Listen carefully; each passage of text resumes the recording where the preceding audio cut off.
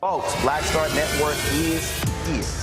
Hold no punches! I'm real revolutionary right now. Black power. Support this man, Black Media. He makes sure that our stories are told. Thank you for being the voice of Black America, Roland. Stay black. I love y'all. All momentum we have now, we have to keep this going. The video looks phenomenal. See, this difference between Black Star Network and Black-owned media and something like CNN. You can't be Black-owned media and be scared. It's time to be smart. Bring your eyeballs home. You dig?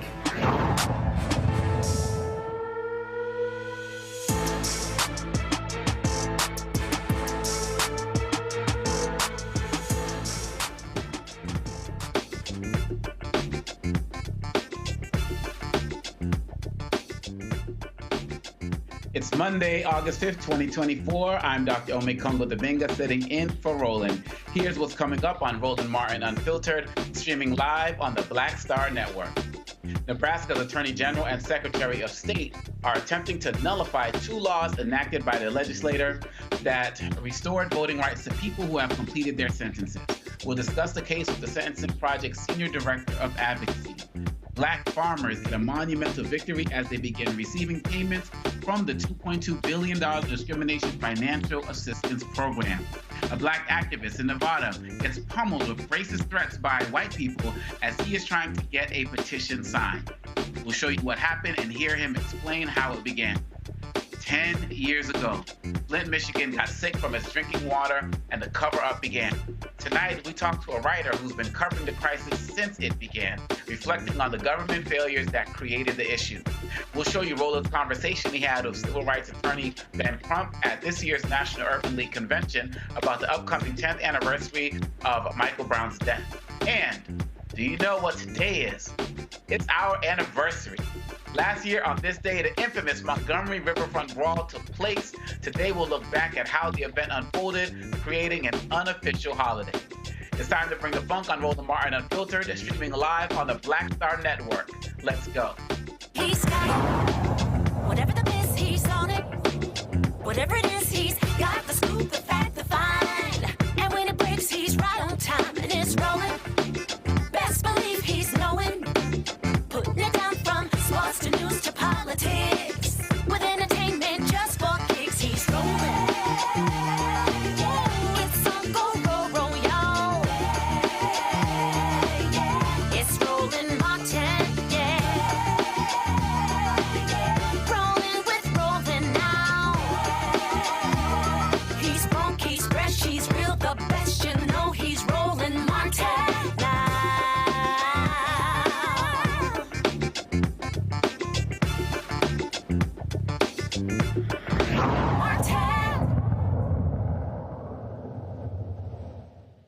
The American Civil Liberties Union of Nebraska is challenging top election officials' defiance of state laws that restore the voting rights of anyone convicted of a felony. The ACLU filed the lawsuit on behalf of 3 Nebraska residents who would be denied the right to vote under a directive from Secretary of State Bob Evnen, who recently ordered county election officials not to allow those with felony convictions to register to vote in November's presidential election. Nicole Porter, the Senior Director of Advocacy at the Sentencing Project, joins us now with details about this lawsuit. Nicole, thank you so much for joining us. Having me. Absolutely. It seems every week we're having, and sometimes multiple days within the week, we're having conversations about voter suppression efforts. And one of the things I was concerned about when Vice President Harris got the nomination was that those on the Republican side were going to double down on their voter suppression efforts. And yet here we have another situation. Take us up to date on where this case is today. Yeah, so this is an outrageous example of voter suppression and how people with felony convictions are at specific risk of being charged under voter fraud and being subjected to these voter suppression rules. So the reality in Nebraska is that the legislature passed legislation earlier this year that ended a 2-year waiting period for people with felony convictions to have their voter eligibility restored after they completed their sentence. That followed a law change in 2005 that ended lifetime disenfranchisement in the state, which impacted some 57,000 people since 2005 through this year's change. Well, a few weeks ago, the state attorney general issued a non-legal binding opinion saying that the legislature did not have the constitutional right to change the law, and said that that law must be changed by the courts, and in effect that he and others on the state's parole board had the authority to restore people's civil rights given the state's constitution. Well, the Secretary of State, who's also on the pardon board, agreed to implement the Attorney General's non-legal binding opinion by issuing that directive to local election officials to not register people with felony convictions to vote.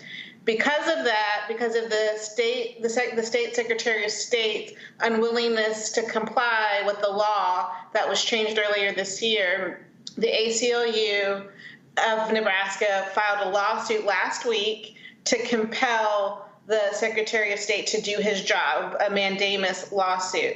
That lawsuit is with the state Supreme Court to expedite the issue given the window of time we're in and the fact that the general election is quickly approaching, and the fact that that Attorney General opinion and the Secretary of State's directive was issued 2 days before the law was to go into effect, impacting this window of time to bring thousands of Nebraskans onto the voter rolls given this change in law, and now has created chaos and confusion for people impacted by the law in the state, not just for the people who would be impacted with this recent law change, but for people impacted going back to 2005 with the law change that ended lifetime disenfranchisement in the state. It's an outrageous power grab by the Attorney General and the Secretary of State, two individuals who are a part of a voter suppressive strategy to undermine and weaken the electorate in the state.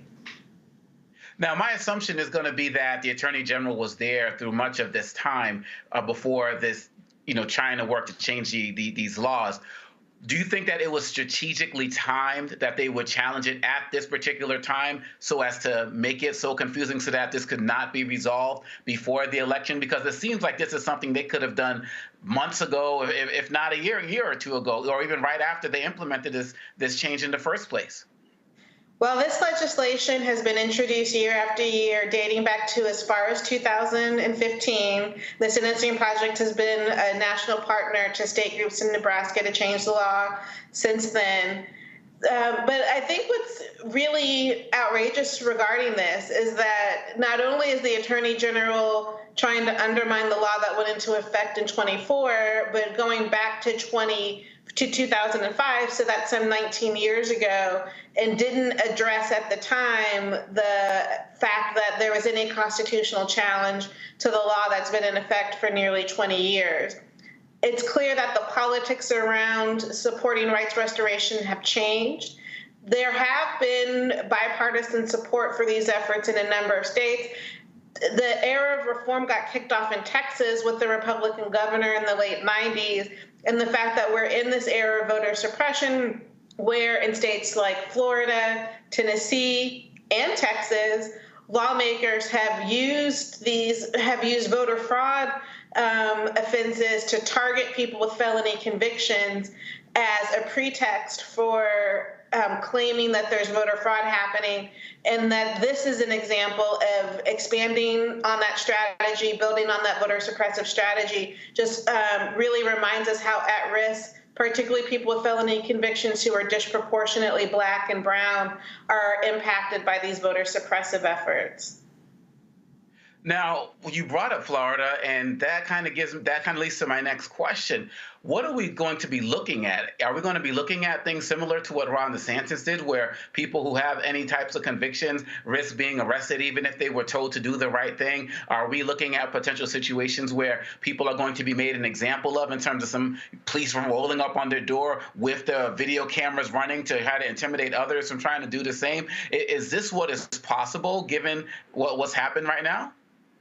It's a very concerning time in Nebraska and in other places where there's essentially a hostile environment for democracy, for voting. And yes, in Nebraska, advocates, not just individuals who may be impacted by the law change and the current direction of the Secretary of State to not register people, not make people eligible with felony convictions to be able to vote, but also organizations, civil society organizations, civic organizations who might be doing that voter registration are also potentially at risk of criminalization given voter suppressive laws that have been adopted in Nebraska. And this is true in other states as well, where there's been a criminalization around voter registration. People should look closely at what the laws are in their state. Engage voter legal advocacy organizations to confirm what the laws are. But yes, this is a concern in Nebraska, just like it was in Florida leading up to the 2022 midterm elections, and just like other aspects of voting and voter registration have been criminalized in states like Georgia and Tennessee. Can you talk a little bit about some of the confusion you talk about, their ways that they're trying to change this policy would cause? Like, what are you hearing from people who are part of your community who are dealing with this particular situation? So give us some real life examples of what this confusion looks like. So, a lot of people say, oh, please, people are just talking. Nothing's really going to change on the ground. But through the Sentencing Project and the work that you're doing, what are you seeing and hearing? No, it absolutely is resulting in confusion and anecdotal reports from people who are directly impacted, people living with felony convictions who wonder about their voter eligibility, or people who are directly impacted doing reentry services for similar residents with felony conviction histories, have questions about eligibility in Nebraska and in other states. I think one thing that's different about today that is different even about 2000 or previous eras where we were talking about rights restoration for people with felony convictions is that the news is nationalized. So the reports out of Florida in 2022 resulted not just in confusion in Florida, but resulted in confusion in states like Nebraska and Tennessee and North Carolina. People on the ground who may have seen news reports in their Facebook feeds or other social media platforms question how Florida's practices impact their eligibility. These laws vary from state to state, but everyone is a part of a national conversation, particularly in the United States. So what happens in Florida raises questions for individuals in other parts of the country. Everybody should confirm their eligibility. There are legal resources available. People can visit the National Voting in Prison Coalition's website. That's nationalvotinginprisoncoalition.org. And there are referrals to legal services groups where people can confirm their eligibility if they are living with a felony conviction. But these are the realities that that people are confronted with, that even if they live in one jurisdiction, the news from a different state might impact their awareness of what the laws are and resulting in confusion. And the fact that the laws have changed within states, for example, this year in Nebraska, so there are questions for people living in Nebraska about what their eligibility may be going into the November general election. And what has been the response of the governor to everything that's going on right now? In favor of what's going on, trying to lay low, vocal support. Well, what has been the response of the governor?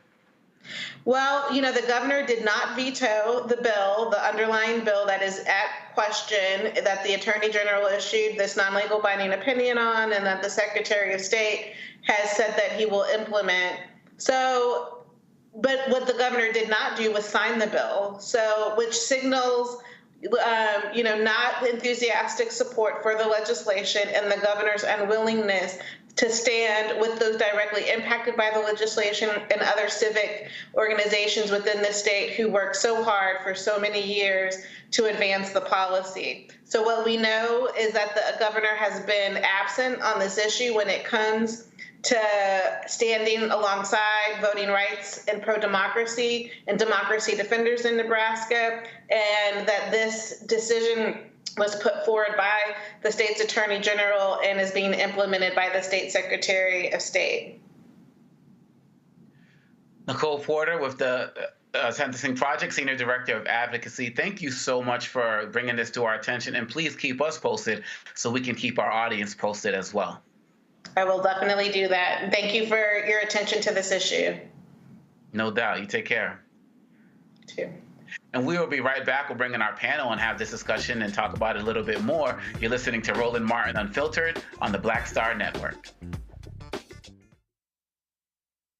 When you talk about blackness and what happens in black culture, we're about covering these things that matter to us, speaking to our issues and concerns. This is a genuine people-powered movement. There's a lot of stuff that we're not getting. You get it, and you spread the word. We wish to plead our own cause.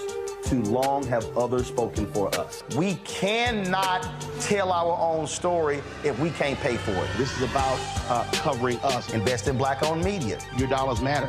We don't have to keep asking them to cover our stuff. So please support us in what we do, folks. We want to hit 2,000 people, $50 this month, raise $100,000. We're behind 100,000, so we want to hit that. Y'all money makes this possible. Checks and money orders go to P.O. Box 57196, Washington, D.C. 20037-0196. The Cash App is $RM Unfiltered. PayPal is R Martin Unfiltered. Venmo is RM Unfiltered. Zelle is Roland at RolandSMartin.com. What's up, everybody? It's your girl, Latasha from the A. And you're watching Roland Martin Unfiltered.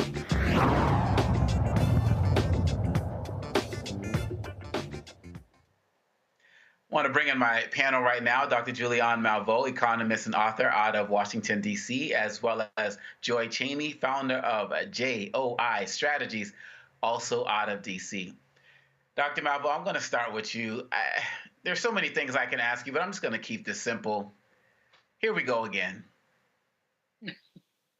Here we go again. I don't know how. This is deliberate disenfranchisement. The state of Nebraska ought to be ashamed, but of course, you know, they're not, and that's not even the point. The point is that when people have done their time, they've served their time, they pay the price, now they're returning citizens, they need to be allowed to come back with the full rights. Nebraska was already a little bit restrictive because you had to be out for 2 years before you could even exercise your voting rights. But then for this legal person to say, no, they can't do it, to send out an order and for the governor not to get involved really speaks to their intention to deliberately separate Black people from their rights. But this is that we've seen it in Florida. We've seen it in other places. If you read, which I'm sure you have read at least part of it, the disgusting document that Project 2025, I mean, one of the things they talk about is taking away voting rights for people who've been convicted. I mean, that document is a disgusting piece of civil rights encroachment, from voting rights to human rights to health rights to anything else. But you see these states falling in line to say we're going to deny people their votes. And there doesn't seem to be enough. I appreciate the young lady that you just spoke with, but there doesn't seem to be enough pushback to say that these people are absolutely have every right to this. So there is a piece of legislation to restore voting rights to returning citizens, but it's not going to get out of the Senate, not under the current circumstances. Republicans are ambivalent, if not negative about it, and all Democrats are not enthusiastic. So we really do have to look at the John Lewis Voting Rights Act, and we have to look at other ways that these people who have served their time, have the opportunity to exercise their franchise. And Joy, given the work that you do across the country, you know, we talked last week. When I was hosting, we had somebody who was coming in from Georgia with a lawsuit that was being filed down there. And as I said to our guest, Ms. Porter, before our break, I feared that given Kamala's ascension, that this was going to be doubling down and they were going to go overboard. But it seems like even before she took over, they were already starting to go double down. And I don't know if it's part of the fact that Donald Trump is going out and telling people, hey, you don't even have to worry about voting again. You know, I'll take care of it. Like, is this part of the national strategy? I mean, what are you seeing as it relates to these efforts to suppress this vote across the country? Was it already worse and we weren't paying attention, or are they really going harder right now? well, I mean, there's no doubt they're going harder right now, but they've been going hard ever since we saw Joe Biden and Kamala Harris win in 2020, and they've been going hard ever since we saw Barack Obama win in 2008 and 2012.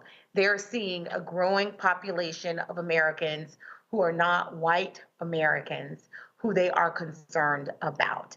And as we vote more, and as they decide that they're walking away from a whole swath of voters who are people of color, which is bizarre to anyone who can do the math, they're getting panicked. And as part of their strategy for winning, and let me be clear what we're saying when we say they, Republicans. Part of the RNC, part of the Republican, part of the conservative strategy for winning is to suppress the votes of people who are non-white. That's part of their strategy. It has been for some time now. And so long ago, when we thought they were trying to bring in people of color to their party, which of course would be the smart thing to do, they have separated from that. And they have said, if we can't beat them, we'll just suppress their right to vote. That's where we are.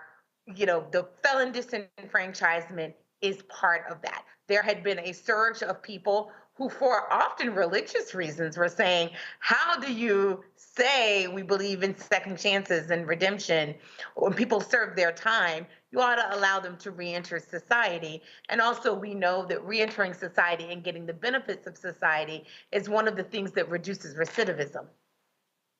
But when your goal isn't to reduce recidivism, when your goal isn't to make people whole again and to be ultimate good citizens again, your goal is to suppress them and to make sure that they don't have the full rights of citizenry as you do, to make sure that the people that you have enslaved through the carceral system, right, modern day slavery, are continuously harmed by those decisions.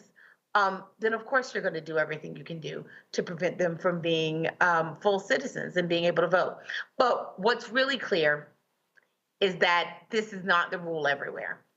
What's happening in Florida, Nebraska, and other places, not the rule everywhere. There are places in the country where if you are not currently sitting in jail, you can vote, right? So please check the rules for who can and cannot vote in your district. Please tell the people in your family, black, white, male, female, indifferent, if they have a conviction, don't let what we're talking about here and what's happening in other places diminish your willingness to at least check and see if you can vote. We know that part of the reason they do this is if someone's serious about a story in Florida, Nebraska, wherever, they might then, they might pull themselves out of the process by saying, well, I'm a felon, I can't vote. That is not the case. That is not the case. So we want you to challenge the system, make liars out of them, and not suppress your own vote by not going and seeing what the rules are in your state. But they must see what the rules are. Dr. Malvo, as you prepare to follow up with what Joy was saying, I want you to also answer the question of whether you think, because people often say that Democrats play checkers while Republicans are playing chess, are you optimistic that this cycle around Democrats are being more forceful in how they're challenging it? And I just want you to add some thoughts on that as it relates to the comments you are about to make. Okay, thanks, Amakongo. First, I want to just say the sister laid out very rousing, and thank you, reminder that people need to check the rules, need to vote, need to encourage their relatives to vote. But I want to say that please check the rules. When people are being arrested, people are being given false information, people are being told, yeah, you can vote, they fill out the forms, and then they get arrested. Many of these people are moderate income people who don't have money for a lot of fines. So people need to be very careful. If necessary, check with a lawyer. I know that Barbara Arnrine, Transformative Justice Coalition, and there are many other organizations are prepared to help people. If you have any question at all, check with legal, because we don't want you getting arrested. We'll be talking about that on Roland too.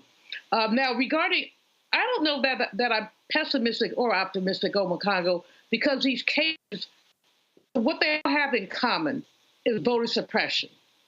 How they're actualized is different by county and state by state.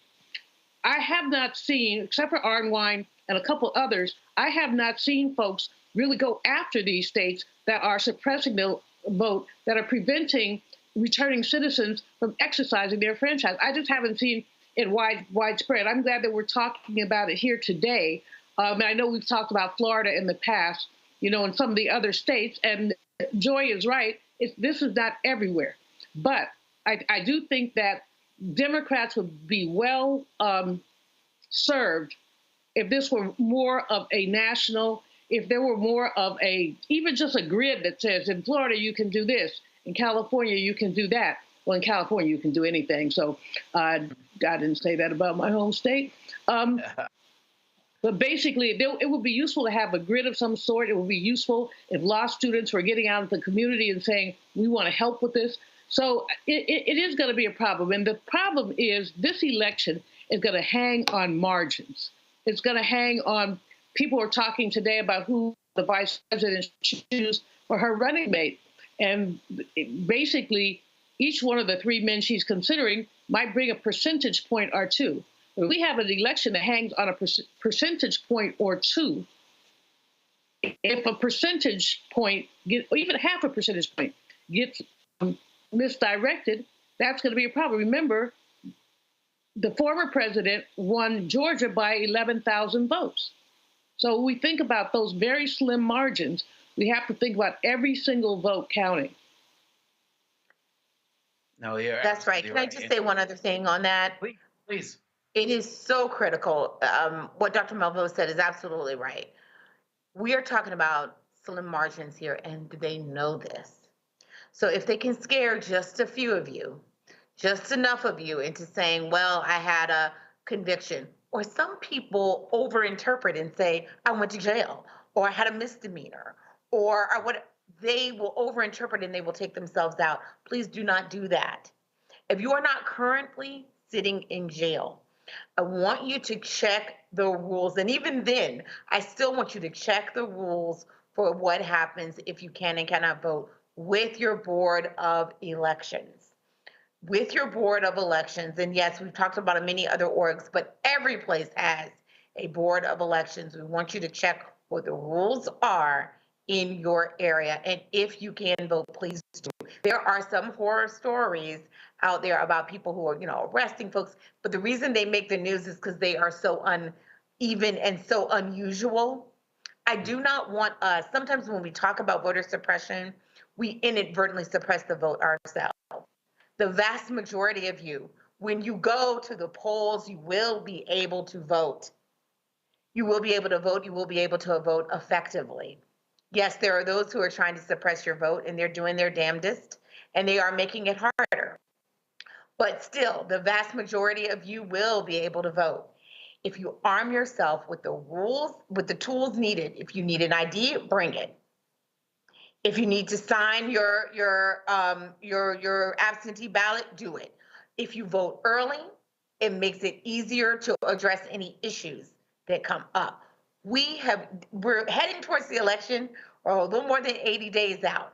Our goal right now is not to fight the rules, unless you're the ACLU, that's what they do.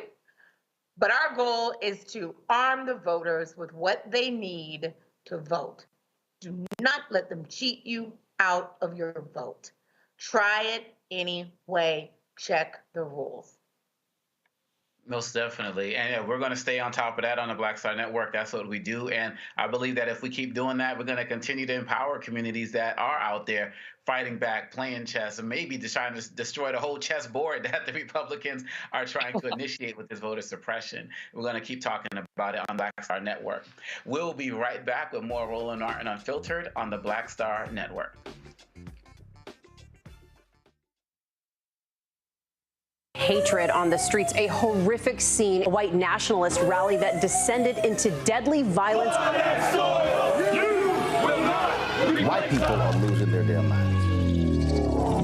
as an angry pro-Trump mob storms the U.S. Capitol. We've seen We're about to see the rise of what I call white minority resistance. We have seen white folks in this country who simply cannot tolerate black folks voting. I think what we're seeing is the inevitable result of violent denial. This is part of American history. Every time that people of color have made progress, whether real or symbolic, there has been what Carol Anderson at Emory University calls white rage as a backlash. This is the rise of the Proud Boys and the Boogaloo Boys. America, there's going to be more of this. Here's all the Proud Boys, guys. This country is getting increasingly racist in its behaviors and its attitudes because of the fear of white people. The fear that they're taking our jobs, they're taking our resources, they're taking our women. This is white fear.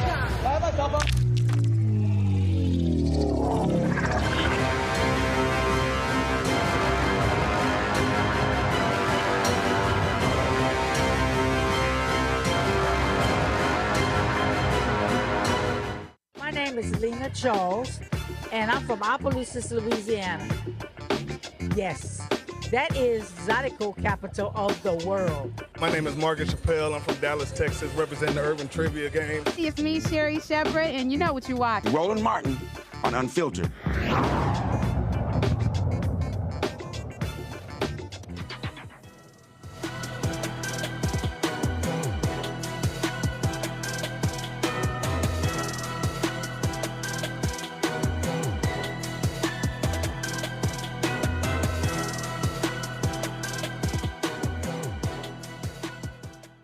In 2014, the Flint, Michigan official 2014, when officials appointed by then Governor Rick Snyder switched water source to the Flint River to save money.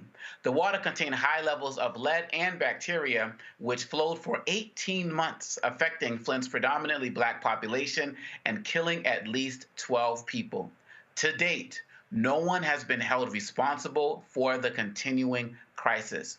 Joining me now is Jordan Chariton, a reporter, CEO of the Status Group, and author of We the Poisoned, Exposing the Flint Water Crisis, Cover-Up, and the Poisoning of 100,000 Americans. He's been covering this since the beginning. Thank you so much, Jordan, for joining us. And there are so many questions I want to ask you, but I just want to start with where are we today in 2024, 10 years later? We are unfortunately not too much different from where we are 10 years ago.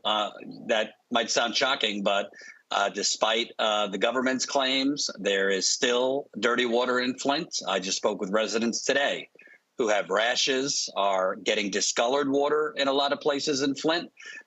There is no criminal accountability. Tragically, cancer is surging in Flint. In some cases, some types of cancer are up 300% compared to before the water switch. And these residents do not have expanded health care. That was a short-term Medicaid expansion that has expired. So between the water being problematic and contaminated, the lack of criminal accountability, cancer surging, and frankly, an ongoing cover-up, this is, to me, one of the most egregious examples of environmental racism and injustice in American history. Jordan, you've been on this from day one, and everybody talks about how progressive the state of Michigan is, the leadership, and so on and so forth. How in the world could this be happening? When I say this, I mean, number one, what you are describing as a cover-up, and two, no accountability to this day. Yeah, and I also want to be clear, because my book reveals this was not an effort to save money. This was an effort to make money. This was a massive privatization scheme that obviously went very wrong. Wow. Yeah, the details of that, I mean, there was no reason for Flint to switch its water. No reason at all. They built a completely brand new water pipeline that was on the same exact path as the existing pipeline Flint got from Detroit. Detroit cut its rate in half to Flint to save it as a customer. But there were people that wanted to make money on a brand new water system, and there were also Wall Street banks involved. So my book really, for the first time, details that whole financial scheme that is still not being punished today.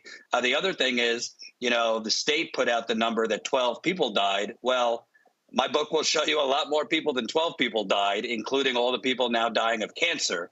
But to quickly answer your question, how no one is held accountable, my book also reveals that the current Attorney General of Michigan, Dana Nessel, who is rumored to want to run for governor, I can't get in her head, but her decisions kind of sabotaged the criminal investigation. She fired prosecutors that were moving the investigation along, were about to go to jury trial. She fired them, she dropped all the charges, and then restarted the case from scratch, with experts and lawyers told me was unheard of. They've never seen anything like that. And then the prosecutors she put in, as my book will reveal, were kind of overwhelmed. And what ended up happening was the Michigan Supreme Court threw out Attorney General Nessel's charges. So it was kind of between the direct government cover-up and, really dumbfounded decisions by the current Attorney General. The residents of Flint, as of now, it does not seem like they will have any justice. And I'm really hoping that as many people in Flint are able to get the book, because most of them do not know the full details of who poisoned them, but most importantly, why? What were the financial motivations? What were the financial for-profit reasons that went into this issue? Oftentimes people will say things are not as simple as they seem. They're much more complicated than you think. But it really seems that the way that you lay this out and the way that you continue to lay this out, it is as simple as it seems. And it's as simple as the fact that people don't care about this poor, marginalized community. What am I missing? Absolutely. I don't think this could have happened unless a city like Flint, which, if your viewers don't know, once upon a time, Flint was the envy of America. It was literally one of the most booming urban metropolises in the 1950s and 60s. It was the birthplace of General Motors, and it had a vibrant middle class. But for a lot of reasons, including racist housing, racist rezoning laws, white flight, offshoring of jobs, General Motors going to other countries, Flint became kind of like a rotting economic carcass in the early 2010s. And there you had a Republican governor who literally was running on running government like a business. And what did he do? He declared a financial emergency and literally did unelected emergency managers. There's a lot of focus on right now saving democracy. Well, Flint's democracy was stolen. The emergency manager took power from the elected mayor, from the elected city council. And it's those emergency managers who made the decision, let's use the Flint River, which, by the way, General Motors, Dow Chemical, a lot of different corporations had dumped their waste in that river for over 100 years. It was a known contaminated, polluted waterway. And, let's use a dilapidated water plant that was not equipped to treat the river water. Using the Flint water plant, I say, was like the equivalent of these Boeing planes that are literally falling apart midair. That's what using the Flint water plant. And the mostly white, wealthy officials at the state capitol were making decisions for this majority black community that they did not live in. They did not drink the water. And I don't think they would have been as reckless or as carefree making those decisions if it was in Ann Arbor, predominantly white, 1 hour down the street, or name your wealthier white town. So this was about race. It was about class. And as residents have told me, they were treated as guinea pigs. And my book will reveal, I do not say this lightly, I believe the biggest government cover-up of the 21st century. It involves the federal government, the state government, local government, and Wall Street. And, no disrespect to those who think Watergate was big. Nobody died from Watergate. People are still dying from this. So I really hope, it's hard in today's media world to remember the crises that happened yesterday, much less 10 years ago. But to be clear, an American city was poisoned, the government covered it up, and they've left them to slowly die. Questions from the panel? Joy, I'll start with you. I'm not sure if you said Joy, it cut out, but I'm going to go ahead and start anyway. Yes, Let please. me just say, I'm so glad to be on with you. So this is the 35th, if I'm not mistaken, anniversary of Michael Moore's Roger and Me. which was a documentary, if your viewers have not seen it, on Flint, Michigan, and what happened. You alluded to it before, the siphoning off of jobs when the GM motor plant closed. And I remember being a very young person, I believe, I can't remember, I may have been in elementary school, but I remember watching it. They showed it in school, and it was formative for me, and it reminded me of just how important it was for business and government to work together, and that those people had been left behind.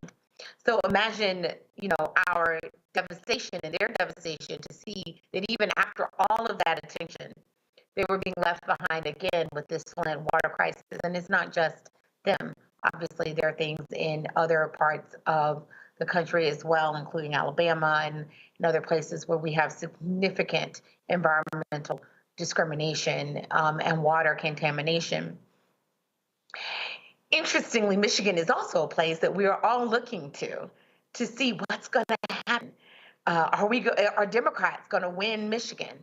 And there's so much focus on what this Biden, Harris, et cetera, and who and what's happening in Israel and Gaza with the Muslim population there. But what we forget is there are many people who live in Flint, Michigan right now who couldn't possibly be excited about voting and couldn't possibly be excited about government. They should be, because hopefully that's what will make a change. But they have Democrats who are actually in leadership in Michigan. And yet, as our guest said, it's still not been resolved. What do we know, if anything, are the campaigns saying about this crisis, including the new Harris campaign? Zero. Nothing. Most of the Democratic Party, whether it was under the administration, the Biden administration, now the Harris campaign, have kind of pushed this narrative, pushing the government's line that water levels are back to normal in Flint, and that now it's about restorative justice. As my book reveals, the water testing was significantly manipulated. The water is not back to normal in Flint. And frankly, residents need universal health care in Flint. If your audience doesn't know, in the case of Libby, Montana, they had an asbestos disaster back in, I believe, the 2000s. A lot of people died. And during the Obamacare fight, their Senator Marcus said, I'll give you my vote to President Obama if you give my people free health care for the rest of their lives. And they got it. Well, Libby, Montana is about 96% white. The people of Flint begging for universal health care, free health care, and they don't have it. The Democratic Party and Vice President Harris can be pledging to provide them free health care. And also, the overwhelming majority of pipes in Flint have not been replaced, the water pipes. They've only addressed the pipes that go from the curb into your home. Well, the toxic water did not magically skip over the main pipes that run underneath the street or the interior pipes in your home. So residents still have damaged pipes in their homes, and the pipes are bursting. The main pipes are bursting all the time in Flint. So the campaigns, I mean, we know the Republicans aren't saying anything, but the Democratic campaigns of many years have not said anything. And the White House of several Democratic presidents have basically done very little. I mean, they tried to push the messaging during the infrastructure deal. They replaced lead service lines and kind of alluded to Flint. Well, it's been 10 years and they haven't replaced the lead service lines. And they also haven't replaced the interior pipes. In my book, I tell an account from former Flint Mayor Karen Weaver. She asked current Democratic Governor Gretchen Whitmer for funding, for help to replace Flint residents' plumbing inside their homes. And Governor Whitmer, this is according to former Mayor Weaver, told her the state legislature has Flint fatigue and I can't get any more money. So the bottom line is this is still a disaster. It's not a crisis from the past. That's a narrative that's been put out there. But 10 years later, residents are still getting rashes. There are residents still losing hair. There are residents still getting smelly water and discolored water. And also the infrastructure in Flint, the water pipes, they were built for a city when it had 200,000 residents. Flint has 80,000 residents now. There's sections of Flint where there's a lot of abandoned homes where the water is not being used. That leads to stagnant water, which then leads to bacteria, not just in Flint, many other cities. So there's a lot of problems, and I've just been trying to keep this and keep attention on this because you can't normalize any city, black, white, doesn't matter, especially black, cannot normalize people being harmed by their government and then it kind of being swept under the rug. Dr. Malveaux, your question. First of all, I want to thank you for your resilience and your persistence in following this story. I know Mayor Weaver personally. She's a dear friend, and I'm frustrated because I'm surprised to learn that Gretchen Whitmer, who wants to put herself out there as some kind of champion of the people, would say people are flinted out. I mean, how do you get flinted out when people are gay? And for it's been a decade. There's been no justice. And the word, you said something a bit back, which Omakonga knows this is one of my favorite words, predatory capitalism. Yes. The reason that Flint got exploited was because people found a way to make money from their misery. They didn't need the new water lines. They just wanted them because then they could make more money. Detroit gave Flint a break on their water prices, but the new authority, I understand, and I haven't finished your book, but did not give them such a break. So somebody's making money. So the dots need to be connected, and basically the lowlifes, and I use that word advisedly, need to be exposed for what they did to the people of Flint. Now, you've done exhaustive reporting. I know you talked to lots of individuals. You have one part of one in the book where you talk about a man who basically blew up at a city council meeting, just being so frustrated at the fact that he could not get any answers, that they can't get clean water. In your reporting, is there any recourse? Is there anything? Is this just so like we say, oh, well? I mean, you're right, the Biden-Harris administration, or now the upcoming Harris administration, could do something. But, in my mind, and you correct me if I'm wrong, President Biden could sign an executive order tomorrow and bring universal health care to the people of Flint. He could do that. And it would make a huge difference to those people who are dying. But what recourse is there? Do you think an executive order is a possibility or a likelihood or a possible solution? Help me out with this, because I'm listening to you gets my blood boiling. Well, I also want to point out, and I know a lot of your viewers, might think, might be pro Democratic Party. I don't care either way. To me, politicians on both sides are corrupt. But the current Attorney General, Dana Nessel, I put in several Freedom of Information requests because she has documents outlining the financial fraud that caused this crisis. Particularly, there was a RICO investigation, and there were RICO charges. RICO is what they use against mafia figures back in the day, 1970s, 80s. The original investigators were about to charge racketeering, RICO, against several high-level officials for the financial fraud that I outlined. For whatever reason, Attorney General Nessel fired them, and she did not follow through on that case. I have put in Freedom of Information requests because the investigation is over. The Michigan State Supreme Court threw out the current Attorney General's charges. She is withholding those documents. I believe those documents outline the role of several high-level state officials in this financial fraud, as well as Wall Street banks, including J.P. Morgan and Wells Fargo.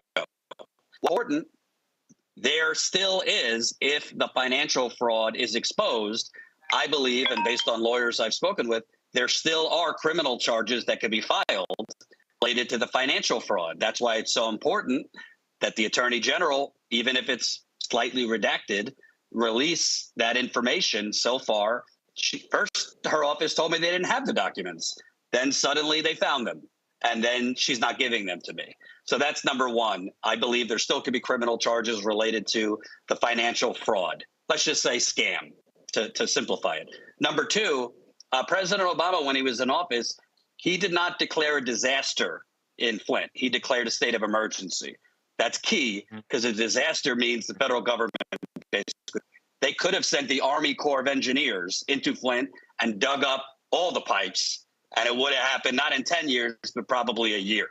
That's still President Biden. Democrats like to say, well, by law, we can't because that's only for natural disasters like hurricanes or tornadoes or whatnot. Well, they seem to be able to find a way for things when they desperately want it in Washington. I believe, and based on lawyers I've spoken to, that the Flint water crisis can be fit into that. And a disaster could be declared, which would unleash a lot more federal resources, including the Army Corps of Engineers, because, again, years later, they have not replaced the pipes. Do you know in Ann Arbor, Michigan, which is an hour down the road in White, they replaced the pipes after the Flint water crisis. They replaced the pipes preemptively, lead pipes. There was no problem. They just got rid of them preemptively because of what happened in Flint. Yet in Flint, they haven't replaced them. That is a federal government failure. So they could still declare a disaster. Like you said, Biden can, I believe, provide universal health care for the people of Flint. And right now, cancer is surging in Flint. So they need doctors, they need health care, and they also need behavioral specialists and a lot more behavioral and cognitive support because children have been damaged with learning disabilities, volatile mood swings, which leads to crime. Lead affects your brain. There's a lot of problems, physical and mental, not to mention the PTSD, the trauma. You go to Flint, I talk to residents, it's dark. People are tired and fed up. And in terms of 2024, I'm not a pollster, but I could just tell you based on the hardcore activists I'm talking to in Flint, a lot of the residents I know, they are not, it does not seem to me like they are just, chomping at the bit to get to the polls. Even Harris. And we know how tight it is in Michigan. So if you get a lower turnout in Flint or Detroit, that could cost the Democrats the election there. So I think that the federal government, whether it be nominee Harris or current President Biden, need to right the wrongs. And by the way, the federal EPA, both under Biden and before Biden under Trump, the federal EPA has not acknowledged guilt and has not settled the people of Flint. So they have not provided Flint money. The federal EPA, the state of Michigan has settled with Flint for far too little, in my opinion. The EPA has not. So that's another thing President Biden can do, to pledge to, first off, admit guilt and then settle. So there's a lot President Biden and now nominee Harris could do. Thank you much, Jordan. I really hope that people will check out your book, We the Poison, Exposing the Flint Water Crisis Cover-Up and the Poisoning of 100,000 Americans. And I just want to thank you for your continued and tireless effort on behalf of the people of Flint and your work with the status quo to really call attention to this. And we're going to be here to help keep our people updated as well. So keep us posted on all of your efforts, too. Thank you so much for having me. I appreciate it. Oh, no doubt. No, take care.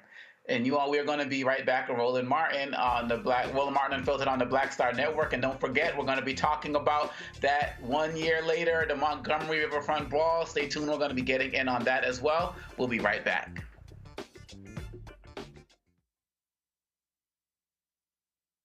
Next on the Black Table with me, Greg Carr. Democracy in the United States is under siege.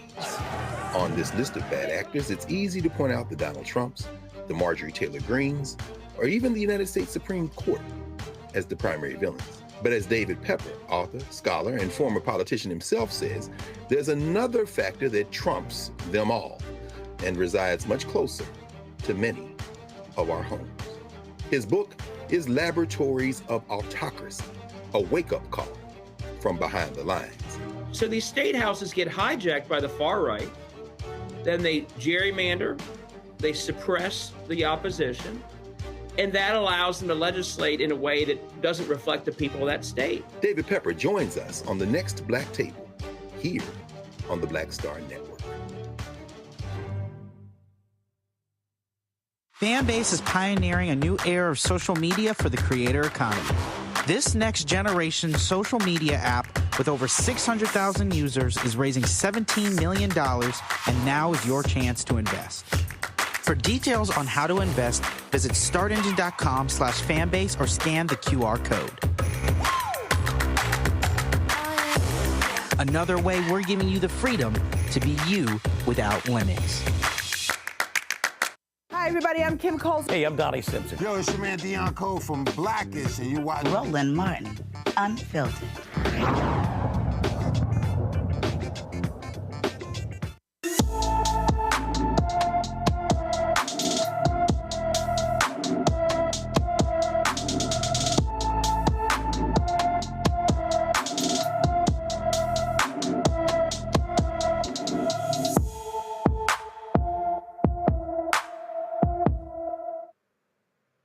Asada Amon has been missing from her Beaufort, Georgia home since February 1st, 2024.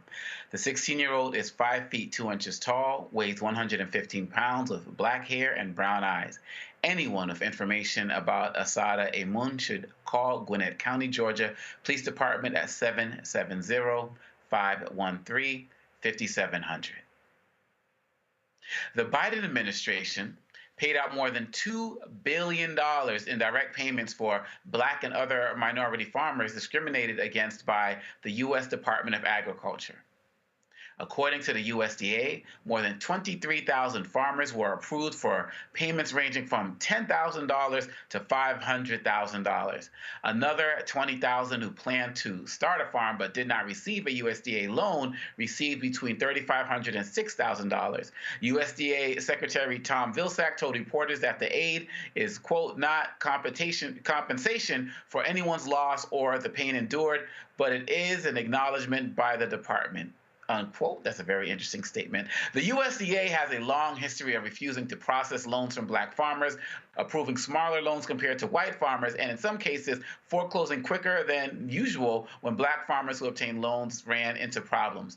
Most payments went to farmers in Mississippi and Alabama. Now, Dr. Malveaux is the economist, and we talk about this and these predatory economic practices, and I'm thinking of Farmer John, and I'm thinking of the late, great Joe Madison, who fought so much for this. How are you processing this? Some people saying too little, too late. Some people saying better late than never. Some people are saying that much more is owed. Give us your economist take on this. Well, number one, much more is owed. Much more is absolutely owed. It's always difficult to get the federal government to admit that they were wrong, as we just saw in the previous story about Flint. So good for them for doing it, but it is too little too late. When he was Secretary of Agriculture before, Vilsack did not support these kind of payments, which he is now supporting, but it's not very much. When you're talking about you was trying to start a farm, you did everything. These loan applications sometimes over Congo are 40 pages long. So you jump through all the hoops, you do everything you're supposed to do, and they give you $6,000? Really?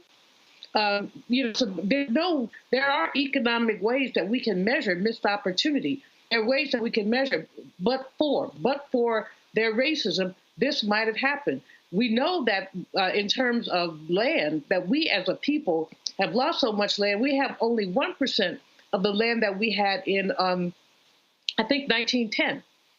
Basically, they've been grabbing our land, and every time we try to do something, there's a door slammed in the face. So while I applaud, Brother John Boyd deserves every kudo that he can get. He's a hero. He is a hero. He's been very persistent about this. He's used his own resources. He won't let it go. He's like a tiger with a tail. He will not let it go, and we all appreciate that. But we know that there is no equity here. There's no justice. Even the people who got the $500,000, tell me, how long they waited for that. I found, actually, it's kind of funny. I was doing a program at the Smithsonian, and I found a cousin, a sister, last name Malveaux, from one of those Louisiana counties, where actually the Department of Agriculture had put she and her husband off of their farm for 2 late payments. They sued, and they got something, but again, they didn't get nearly what they lost. She said that the size of their farm was reduced by like 60%. So they didn't get everything. They got put off. They sued to get it back, and they got it back, but not all of it.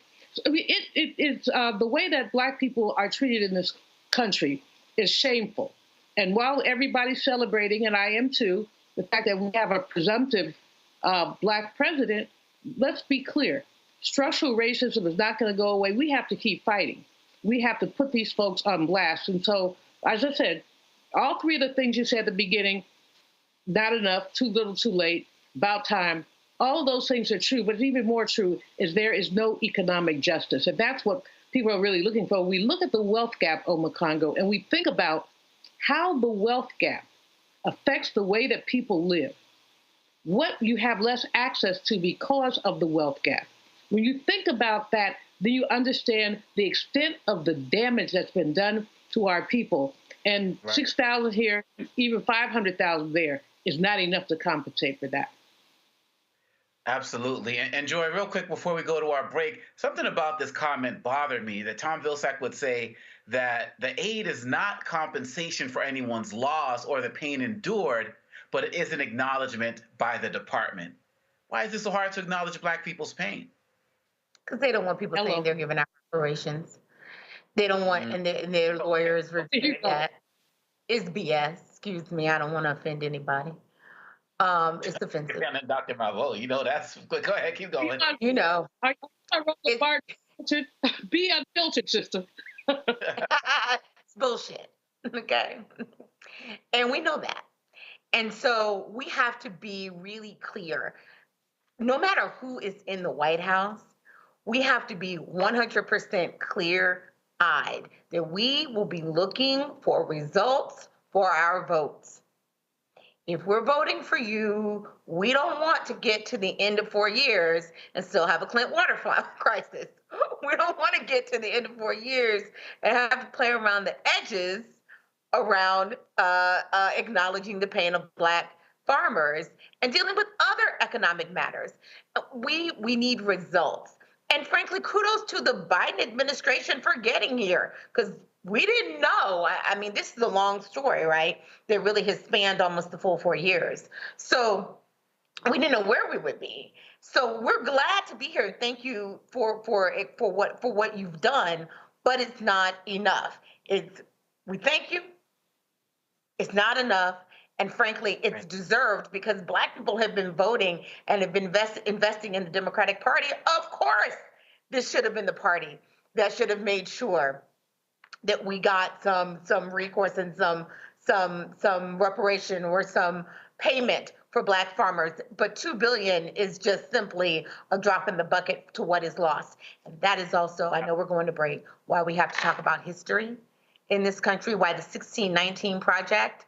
I remember being a Senate Chief of Staff, and I was listening to the last episode of the 1619 Project as I was driving to work one morning. And by the time I got to work, I was just crying profusely. Yeah. I didn't fully understand the history. And I consider myself to be an educated person. We must tell our history so that people understand, because once you know what happened to Black farmers, it's very hard to unknow it. No, yeah. It's very hard to unknow it. Once we know better, we got to do better. And so we're going to keep our eyes on this and any efforts that people try to give to block any future funds that are coming towards our farmers, because they absolutely need it. We'll be watching. Black Star Network will be watching. And we will be right back on Roland Martin Unfiltered on the Black Star Network.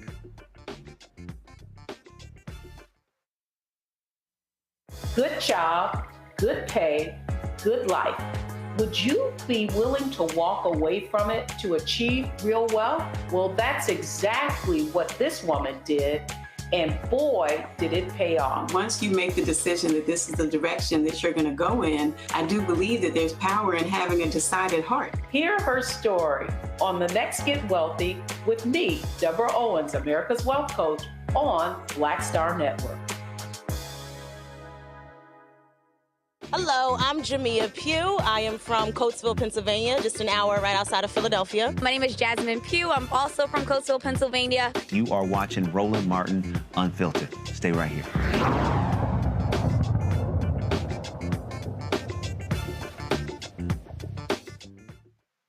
In Nevada, a Black man says a white racist verbally assaulted him.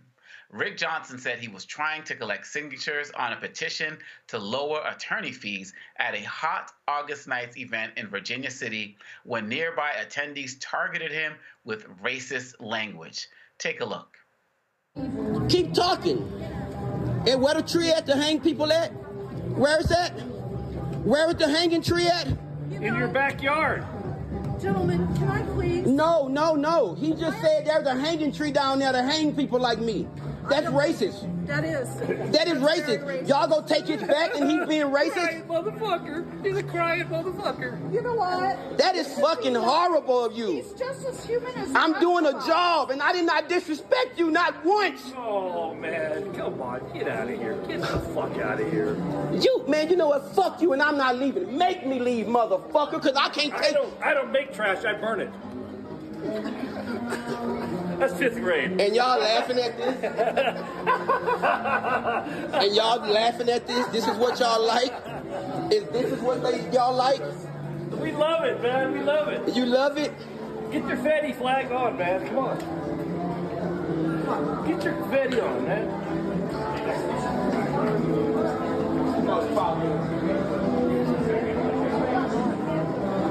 And all of y'all accepting this shit.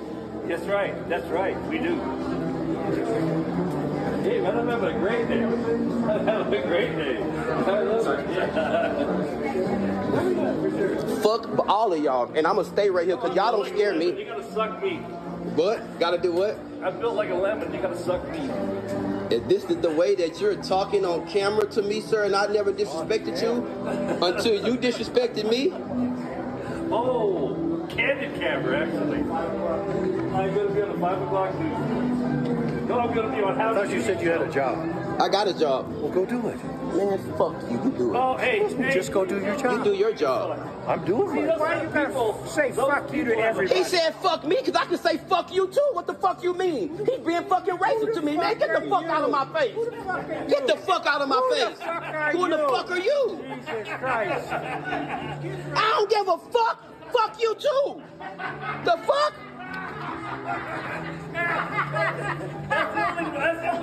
That's the only relation. How you doing? He seems to know. Are you along with them? Yes, he is. Okay, but why is he being fucking racist to me, talking about there's a fucking hanging tree down there? Are you along with that? Are you down with that as well, like him? So, he's my dad, first off. Don't fucking touch me. Don't touch me. I'm not on your property. Don't touch me. Don't fucking touch me. Don't fucking touch me. Do y'all see this shit? I'm not saying nothing. I'm telling you to get off my property. Fuck you. Now what? Let's do it. Come on, let's go. Slap me, hit me. I want you to. I want you to hit me. I love you. You're my brother. No, I'm not your brother. Don't touch me. This is fucking racist to the most. You're my brother. You're wrong. You're my brother. You're wrong. You get out of my face. Do you understand what that means? Do you know where you are? Do you know the history of the town? I don't give a fuck. I'm not doing anything to anybody. Y'all gonna kill me? Kill me. Kill me. Do it. You're my brother. Do y'all see? Don't touch me. I love you, baby. Are y'all gonna allow this shit to happen? This racist stuff? Come on, calm down. No, don't touch me. Don't touch me. Baby, why are you so upset? Don't touch me. Why are you touching me, man? Okay, come on. This is crazy. Calm down. You're causing a big old fuss. Because I didn't do anything to anyone. Honey, I know, honey. Jesus loves you. It's okay. Do y'all see this at the most? Jesus loves him. He just don't get it right now. Calm down. Can you let me go if I can leave, please, ma'am? But but you're steady touching me. Honey, I love you, baby. You're steady touching me, ma'am. This is assault. Do you have a mama? This is an assault. Do you have a mama? Do you have a mama? Ma'am, can you leave me? What are you doing here? I'm doing a job. Well, and I'm not bothering anyone. Well, you are now. You got everybody all upset, But you're touching me. Don't touch me, ma'am. Come on. You're touching me. I have to call the police. That's assault. I'm taking you. He's right here. Let's go. Don't touch me. You don't touch me. I'm not, baby. Can you leave me alone? Y'all gonna allow this shit to happen like nobody cares? Nobody see this racial shit going on? Honey, the sheriff's right here. You can tell him all you want. Your dad just said there's a hanging tree for niggers like me. What does that mean? What does that mean? And I did not disrespect your dad. I asked him nicely, excuse me, sir, are you a registered voter? He said no. I said thank you. And then he turned around and said there's a hanging tree down the road for niggers like me. That's exactly what the fuck he said. And all of them ganged up on me. I have it on video. I'm so sorry that happened to you. And everybody is going along with that shit. Are you okay? No. What do you need right now? Look, I can show you the video. It's okay. Oh my God, I'm so sorry. And all of them just ganged up on me. It's okay. You're all right. You're all right. Johnson posted his follow-up on his TikTok account. Hey TikTok, what's up? Yep, I'm the guy in the video yesterday that happened to out in Virginia City, Nevada. I just want to tell everyone, thank y'all for all of y'all support. Thank y'all for coming in and putting y'all comments and finding this guy and finding these people, because this is unacceptable. Like, I just want everybody to see that racism don't just goes on to person. Racism is like in all these little small cities and small towns, as y'all can see. I did nothing wrong to that guy. I was only doing a job, and I'm very committed to my job. All I did was ask him would he sign my petition to lower the attorney fees that they have in the state of Nevada. And this guy just started going off and saying all these derogatory, rude, and nasty things, and then his family came outside, and then the chatting and all that in the background, that was very hurtful. I know I could have went about it a little different way, but at that moment, I didn't know what else to do. I was cornered in by a lot of people. I was the only African American that was there with thousands of other people, and nobody came to my help. But I do want to give a shout out to this lady named Tiana. She did come to my help. I want to give a shout out to everybody on TikTok, Facebook, and Instagram that came to my help, that was there for me, sending me love. And I thank you guys for all the different messages.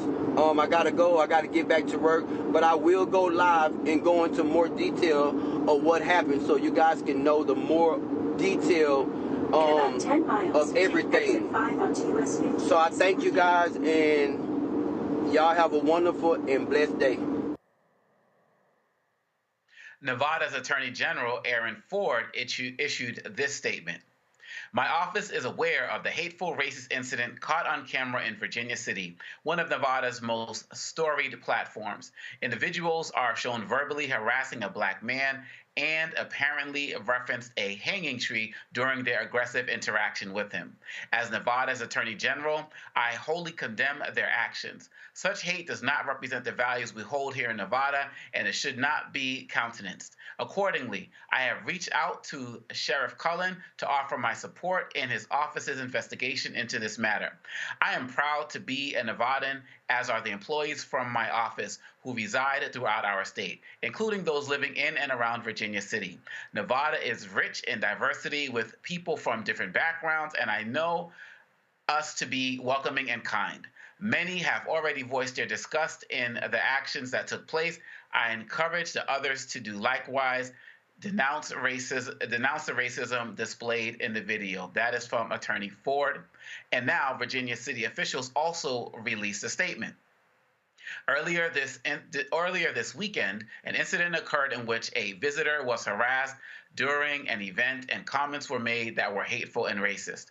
We want to make it clear on behalf of the Virginia City Tourism Commission that we find this behavior abhorrent and inexcusable. Virginia City is an incredible historic town with vibrant events and a welcoming atmosphere. We stand wholly against any acts of hatred, racism, or violence. Virginia City is proud to be a town that invites all individuals, and we are working closely with our merchants and event partners to create a community that is inclusive and open to all. Julian, you know, you're working on this book on lynching. I just felt like I was getting ready to watch a lynching right now.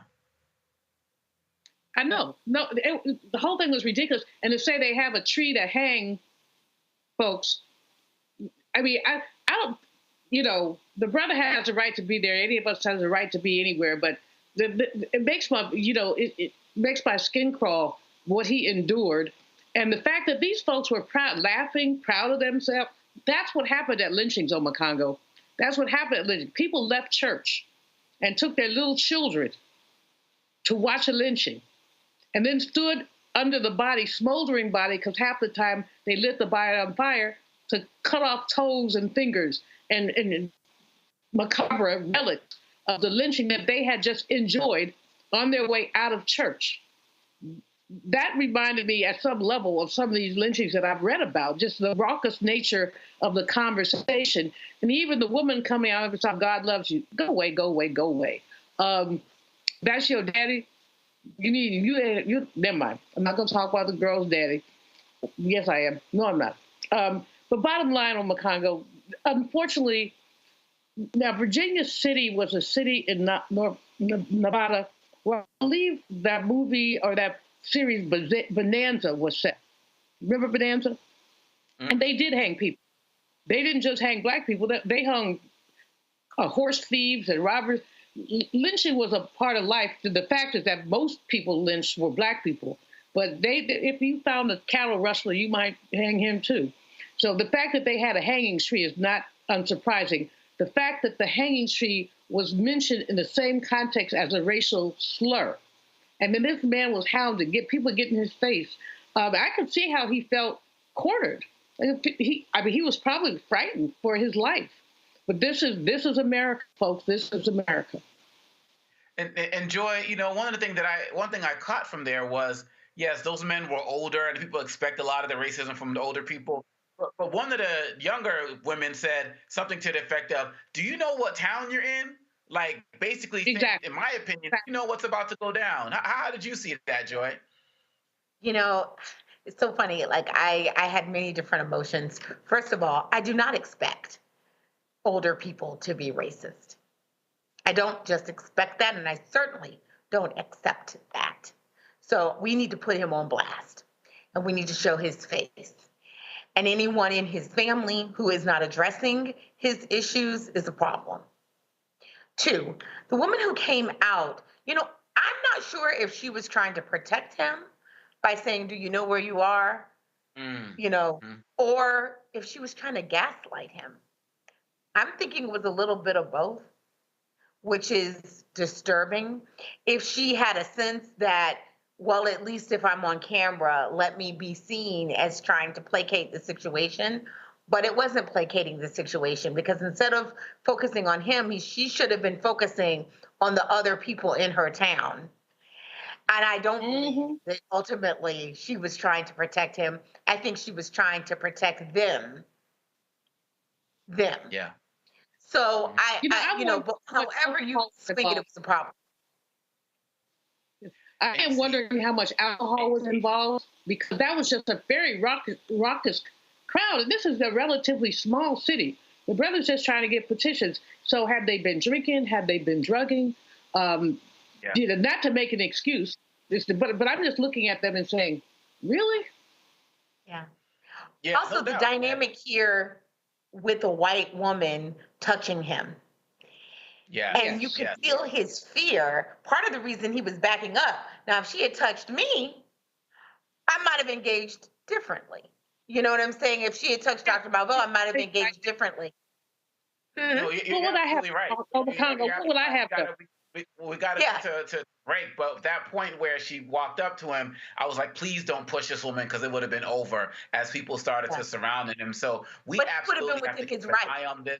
I really respect this brother for what he was doing and putting it out there. And let's continue to show that support. But I have a feeling we're going to be talking about this again. So we're going to have to table this for another day and come back and talk about it another time. We'll be right back. You're watching Roland Martin Unfiltered on the Black Star Network.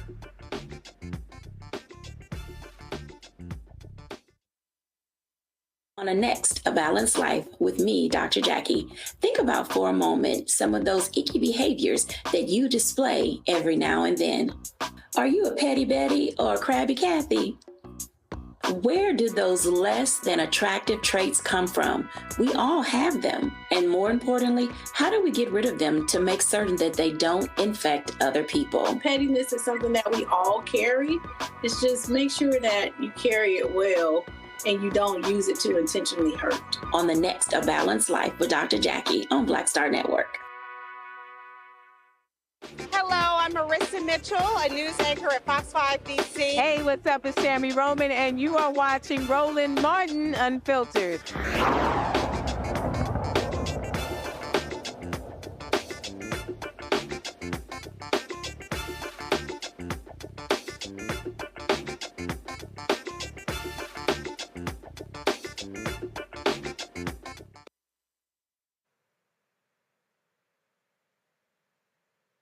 Last month, Roland attended the 2024 National Urban League Conference in New Orleans, Louisiana.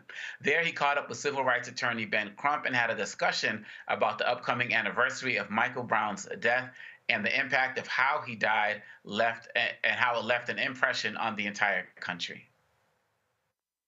Next month will be the 10th anniversary of the death of Michael Brown. And that entire situation really in many ways changed America. Yeah. You know, Trayvon Martin had for the first time people talk about what black people have to endure on a regular basis. And it was the first time since Emmett Till that the tragic killing of a young black person had been catapulted to the top of national attention. You were there. You were one of the first interviews with Trayvon's parents. Absolutely. But it was when that outburst in Ferguson, when they burnt that city down and said, we're not going to take it anymore. Because right before that was Eric Garner and John Crawford. Yeah. Those two happened about like in the same window, but that totally changed everything. Yeah, and you know, the thing I remember most, Roland, about how it changed everything, those young people were so fearless. They were courageous.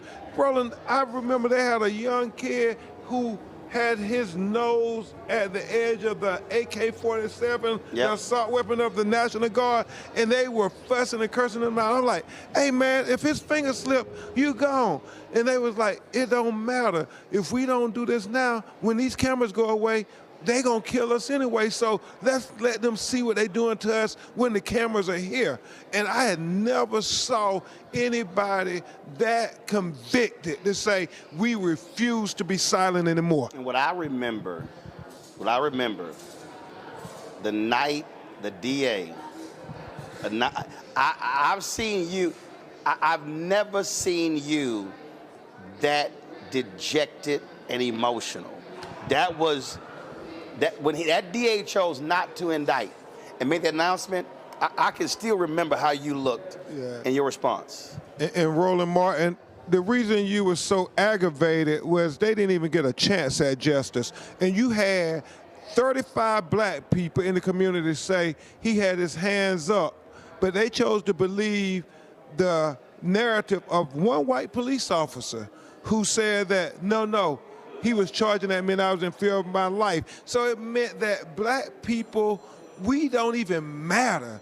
You know, like what we say, they always discount. But when a white police officer kills us, they take his narrative as the gospel. And remember George Floyd, before the video came out, they had the police report and they were running with it. And so that's why I was so heartbroken, because that DA, all the rules were changed, Roland. Well, look at this here. Let's go back to Minnesota. This Cobb shooting, and now you have the governor who said, "Oh, if the prosecutor didn't drop the charges, I was going to replace her," and it's supposed to be a progressive governor. Yeah, and a consideration for VP in Minnesota. I think that decision has taken that off the table. It's going to be a problem. But again, so the fact of the matter is, Sonia, Massey. So here we are, 10 years after Michael Brown.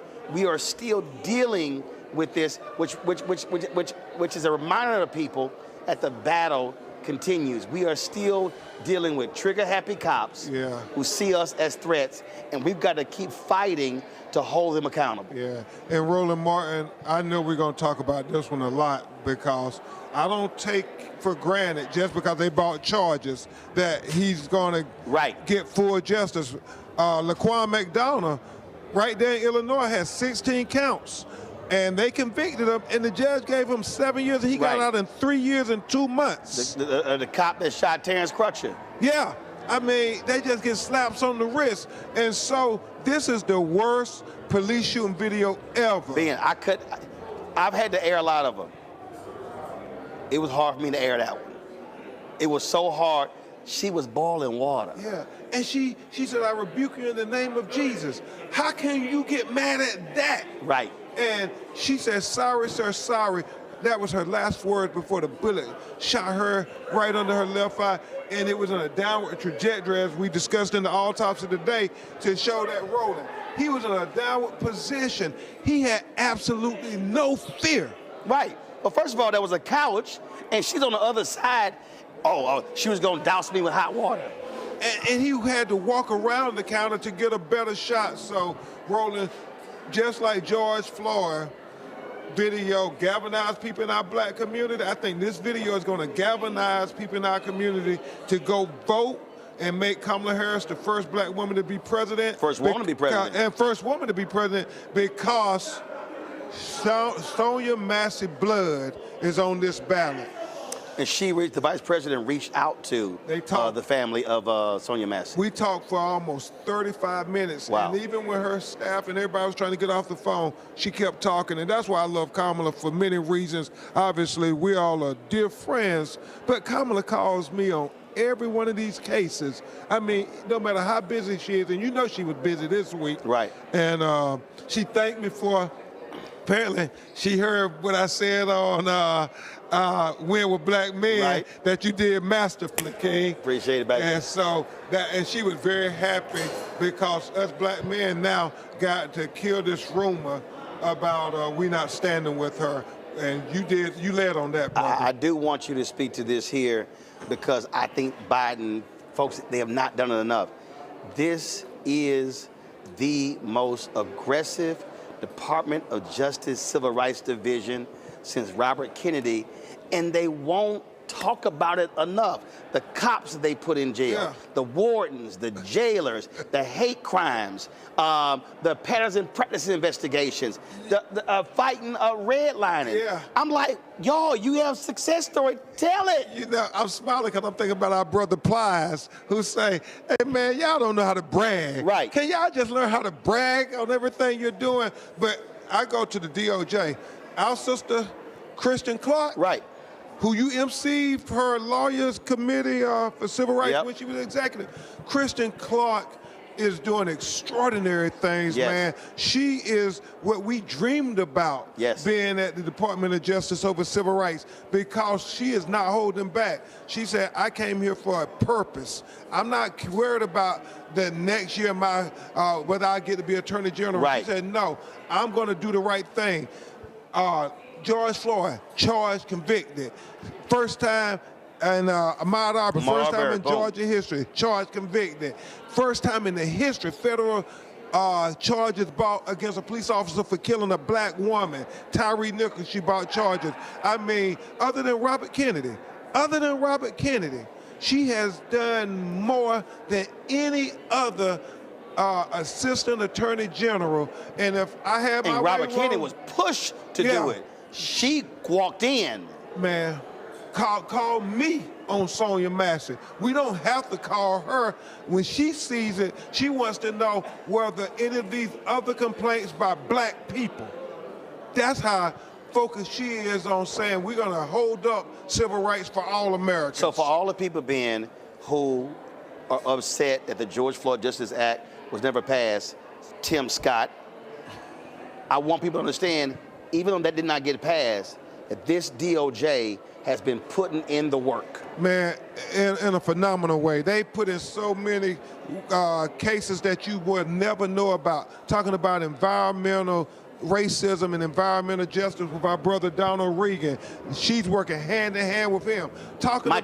Michael Regan, right. Thank you. Talking about banking while black. Cases I fight every day.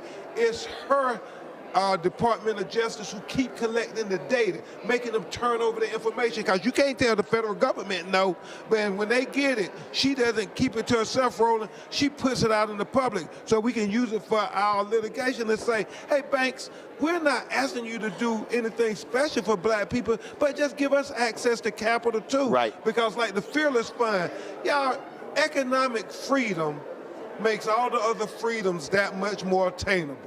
Yep. Education freedom, healthcare freedom. Once you got economic freedom, right, and you know, because you making money, Roland, you know how much it means when you got economic freedom, what you can do. Because, and I laugh, but I tell you this privately, I say owning your own black-owned network Oh, that's economic freedom. You can have all kind of freedoms now. Right. Once you have that, Roland. Right. Absolutely. Well, I say debt is slavery without shackles. So when you don't have debt, you have economic freedom. You can say what needs to be said, and you're not worried about whether you're gonna eat. Amen. Ben Crump, Roland man, we Martin. appreciate. Hey, King. We've been on this Keep handling the business. Let's go Indeed. make history with Kamala. Indeed. Hey, you know that was historic what you did with Win with Black Men. Well, it wasn't just me. It was Michael Blake, Khalil, Quentin, Bakari. Black men. Right, and man, it came together in 24 hours. I love it. Appreciate it, baby. All right, brother. You keep swinging. Roland Martin Unfiltered will be right back, right here on the Black Star Network. Coming soon to the Black Star Network. I still have my NFL contract in my house. I have it in a case. It's 4 of them, for my 4-year contract. I got a $600,000 signing bonus. My base salary for that first year was $150,000. Matter of fact, $150,000. $150,000. That's what I made, $150,000. Now think about it. My signing bonus was a forgivable loan, supposedly. When I got traded to the Colts, they made me pay back my signing bonus to them. I had to give them their $600,000 back. Wow. Yeah, I was so pissed. Because, I try to be a man of my word. I'm like, you, I'll give you your money back. Even though I know I earned that money, right. I gave them their money back. I gave them $600,000 back. But yet, I was this malcontent. I was a bad guy. I'm about the money. It wasn't about the money. It was about doing right. Because I looked at, because you look at contract. Look at John Elway. John Elway was making $1 million, $800,000. I was making $150,000. I was doing everything. And I'm like, but yet I got so many letters, I just play for free and all that kind of stuff. You don't forget that kind of stuff. Right. That stuff is hurtful.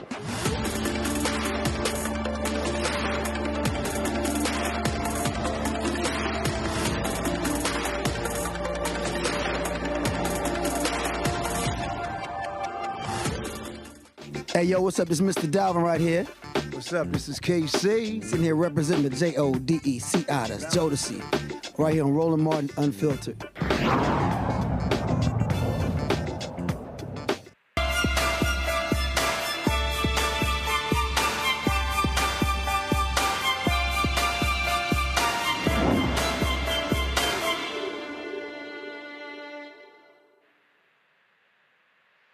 Cancer disproportionately affects minority populations, leading to higher incidences and mortality rates. Mental health issues further compound this disparity. Approximately 20% of Black adults experience conditions such as anxiety and depression, which a cancer diagnosis can significantly worsen. So patients not only have to deal with the disease, but also the mental stresses that come with it. Dr. Wendy Garvin Mayo launched collaborative cancer care and mental health practice that supports cancer patients, survivors, and caregivers. And she joins us now. Dr. Mayo, thank you so much for being with us tonight. Thank you so much for having me. I'm excited to be here. No, absolutely. Now, I'm so glad that the work that you're doing is connecting cancer with the mental health aspect of it, because for those of us who generally think of cancer, we may think about it from smoking too much or various things like that, maybe something that might be kind of self-inflicted as opposed to something that you were born with or developed over time, and how there could be a mental health connection to that as well. Can you expand on that a little bit more? Yes, so cancer in the United States is on the rise. This year, it's predicted that 1 million new cases will be diagnosed. And what's happening in the cancer space is that patients are being diagnosed, and we know that a cancer diagnosis shifts a patient's entire life, not only their family, their caregivers, their kids, their spouses. And what we are not very good at in healthcare is really addressing the mental health and cancer diagnosis patient. And that has multiple consequences. If a patient is not mentally sound, they're diagnosed with cancer, it not only impacts their disease process, it also impacts their ability to make sound decisions based on treatment decisions. So Collaborative Cancer Care was really born out of that gap. So I'm a nurse practitioner. I've been in healthcare for over 20 years, spent the majority of my time in oncology, and I've seen the gap. I've seen the impact a mental illness can have on a cancer patient and the trajectory of their disease process. So we are here to really fill that gap and partner with patients, caregivers, and family members who have a diagnosis of cancer to ensure that their mental and emotional well-being is sound, and we can help them on this cancer journey. Can you talk a little bit more about what that looks like? What does it look like when a patient feels like their mental health and the anxiety and the depression that they're feeling as it relates to the cancer is actually being acknowledged by professionals like yourself?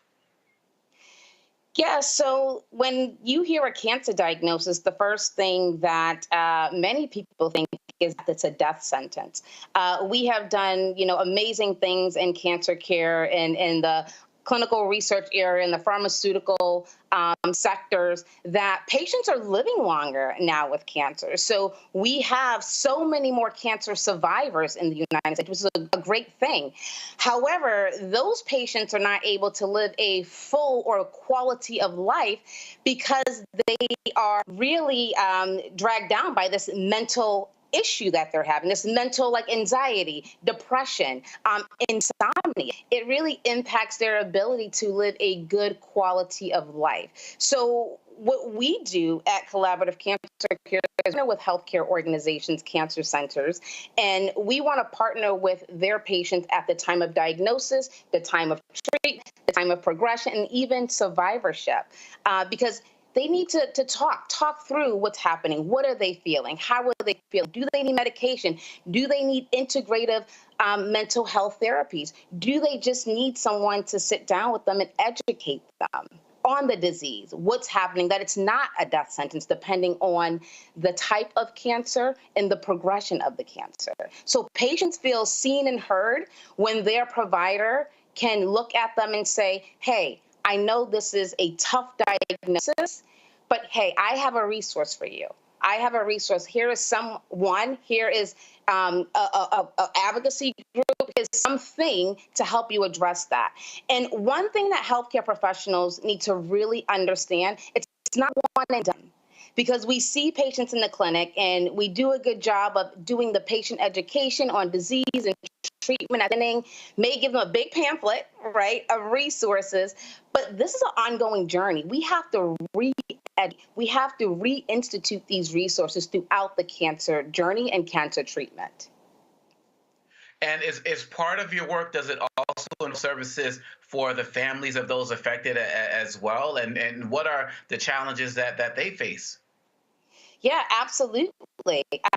When you are a cancer patient, you are the one who have the cancer, but you have so many relationships, so many people depend on you, so many people love you. You are significant in so many people's lives. So your family will definitely be impacted by the diagnosis. Your colleagues, your friends, your community will be impacted by the diagnosis. So at Collaborative Cancer Care, we provide mental health, counseling, consultation, medication management, not only for the patient, but for the caregiver, for the family members.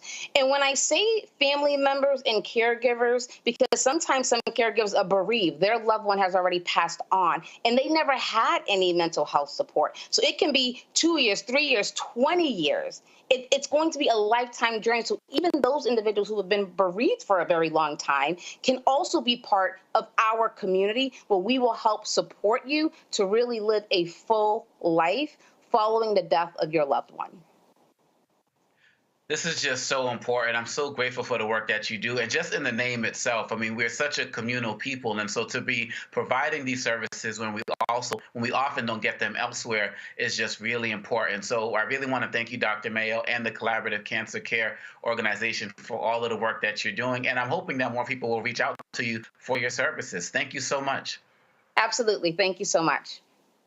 Okay. Take care. And we will be right back at Roland Martin Unfiltered on the Black Star Network. It's time to talk about that brawl, y'all.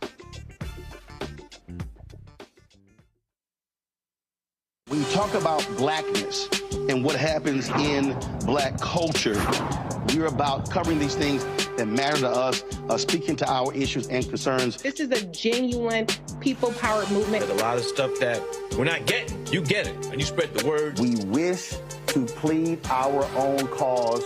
Too long have others spoken for us. We cannot tell our own story if we can't pay for it. This is about covering us. Invest in black-owned media. Your dollars matter. We don't have to keep asking them to cover our stuff. So please support us in what we do, folks. We want to hit 2,000 people, $50 this month, raise $100,000. We're behind 100,000, so we want to hit that. Y'all money makes this possible. Checks and money orders go to P.O. Box 57196, Washington, D.C. 20037-0196. The Cash App is $RM Unfiltered. PayPal is R Martin Unfiltered. Venmo is RM Unfiltered. Zelle is Roland at RolandSMartin.com. What's good, y'all? This is Doug E. Fresh, and you're watching my brother Roland Martin Unfiltered as we go a little something like this. Hit it. It's real.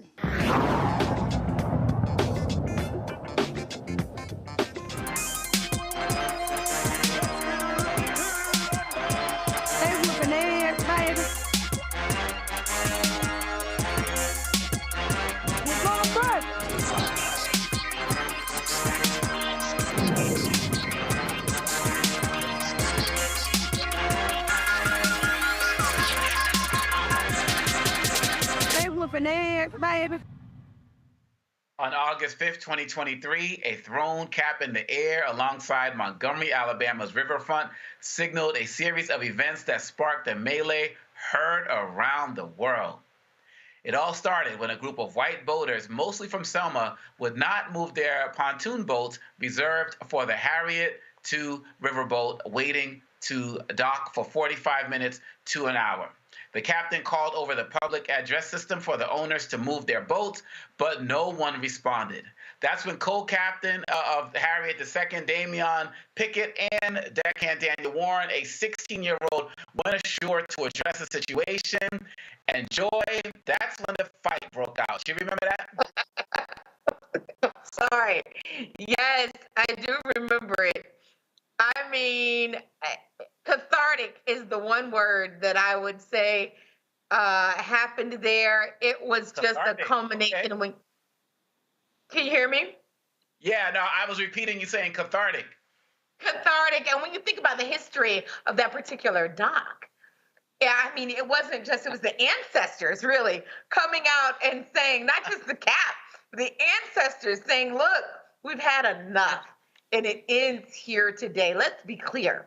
These were a group of drunk white people who were blocking the commerce-inducing riverboat from docking. How arrogant. When they were asked nicely to move, they refused to move, and then they attacked in a mob fashion, not unlike the one that we were originally talking about earlier tonight, right? The beginnings of a mob fashion. They actually did it almost like a lynch mob, trying to attack this black man, and the community got involved. The best part was when the guy jumped off the riverboat and started swimming to shore. We all, you know, they came to his defense. Now look, I hate to see any kind of racialized fight in this country, but we have got to acknowledge that this undercurrent exists. And while I hate to see it, I'm glad that we are at least acknowledging that all is not well in our country. And we don't have to talk about it all the time, but it exists. So when you wonder what's happening in your workplace while you're not getting a promotion, when you're wondering what's happening with your schools, you know, your children's school teacher, is she undermining the mental health of your child? When those things are happening, when you're wondering why are all these people voting for Donald Trump, a veritable, you know, idiot, right? Or at least one who pretends to be someone who doesn't care about any of the things about any of those people on that dock. Why would you vote for him? Why are so many people voting for him? You gotta wonder what is undergirding that. This is what's undergirding that. We have a history of unresolved angst and racial animus, and we have got to address it. We have got to talk about it. And so, anyone who did anything that was illegal there or excessive, black or white, they might have to have suffered consequences. I wasn't happy to see it, but it's emblematic of where we are. And yes, the black Twitter, black social media memes were outrageous and just shows that you cannot outdo black people. We can fight for injustice and we can do it and find the humor in it, because if we weren't laughing, we would be crying. Dr. Malveaux, your thoughts then and 1 year later now? Well, 1 year later, what has happened? What has changed? Not very much. I mean, the hoodlums who attacked that brother, they got very minor sentences. I think the one who got the longest sentence got 3 months. I think that's very insufficient. Of course, we all laughed about the white chair and Aquaman, the little brother who jumped off the pier to come and rescue the brother. There was also another one where this white woman had jumped on the black man, and this sister seemed to have leaped from some balcony or somewhere because she knew that black man could not touch that white trash. And so she leaped down somewhere and basically took care of that white woman. Joy, I don't know about you. You say you don't like racialized violence. This country was built on racialized violence. I mean, it's not, quote, as bad as it used to be. We're still talking about Michael Brown. We just saw the brother in Nevada. Ben Crump and Roland were talking about Sister Massey being shot in the face behind some boiling water. This country is built on racialized violence. Now, we would like to think that we've gone further, but it doesn't take very much. Why do these little young white boys, what made them think they could just park their boat anywhere? They were asked nicely to move.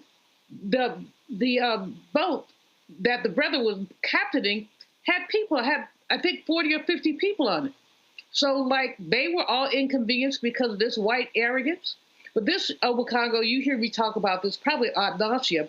It's part of the culture. You do whatever you want to for black people, you want to do to black people, and expect no consequences or minor consequences. You look at 4,700 plus lynchings that happened in our country. Fewer than 20 people, and I'm probably exaggerating, very few people were ever found guilty. These lynchings occurred with the concurrence of law enforcement. That's why they had so many lynched by or killed by hands unknown. Yeah, they knew, they just weren't saying. And so then, there are aspects of this that Joy is right, that are humorous, but at the end of the day, it really does speak to the state of this country. And the fact that I don't know quite how we get past the racism, because it says American as the flag, the racism. But it's there, it's alive and well. Now it's James Crow Esquire, not Jim anymore. And many of our more civilized people, or appearing to be more civilized, would never think of using the N-word in public, but they would think of denying you a promotion. No doubt. I appreciate your recollections on this, both of you. And I want to thank you both. Thank you, Dr. Malveaux, and thank you, Joy, for joining us tonight and recounting this particular important moment of history. Looking forward to seeing you next time. Thank you. Great job. Have a good night. Thank you. Thank you. And we did a segment on this back on August 7th, 2023, discussing this event. And we want to play the segment for you right now, 1 year later. All right, y'all. So I'm in Birmingham for the NABJ convention. 7 a.m., my phone goes off. Man, have you seen what happened in Montgomery, Alabama, which is right down the street from Birmingham? So apparently a security guard was trying to arrange boats as terms of them docking. And so this one boat, the folk did not want to move their boat. So this black guy tried to actually do it. And all of a sudden, several white men began to brutally attack him. And man, they did not see the black 54th coming. They didn't see it was a scene out of glory. They didn't see it was the 761st Battalion of Patton's Army. All of a sudden, brothers and sisters came out of nowhere, and it wasn't nothing but a bunch of Nat Turners left and right, swinging left and right. Rotate. That guy in the white shirt is crew from our little dinner cruise boat who got off our ship to go over there to move that black pontoon boat on his own because those guys who parked there were told not to leave it there and they left it there. So he's just pushing it off. That's funny. Took matters into his own hands. I love it.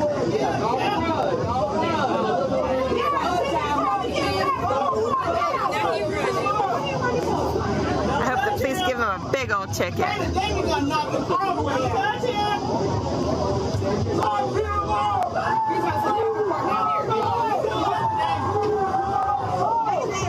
Ooh, confrontation with the owner of the boat.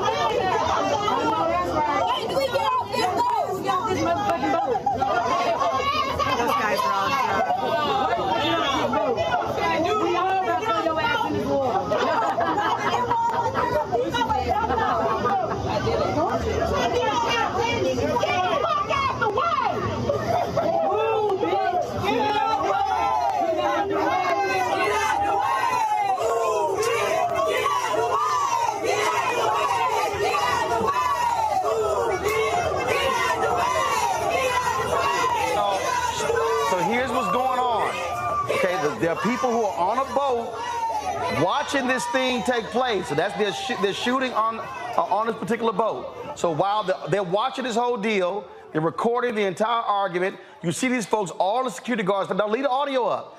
Security guards are all in his face. They're watching this. The next thing you know, all of a sudden, the fight is about to ensue. And then this thing takes off like crazy. Now, mind you, his job is to make sure how the boats are being placed in there. These people dared to get an attitude because he started moving the boat. That's why they upset. And so you see all the pointing going back and forth. You see the arguing going back and forth. No respect for him whatsoever as a security guard. They want to do whatever it is they want to do. And all of a sudden, this thing about to get real physical real soon. In about 30 seconds. And when this thing goes off, oh man, that's when stuff gets real wild. Now you see, multiple people are coming up to him. And he's explaining to one guy, and the next guy, and the next guy, and the next guy. They don't care. They're not listening. They don't care whatsoever. Then this happens. Go full screen.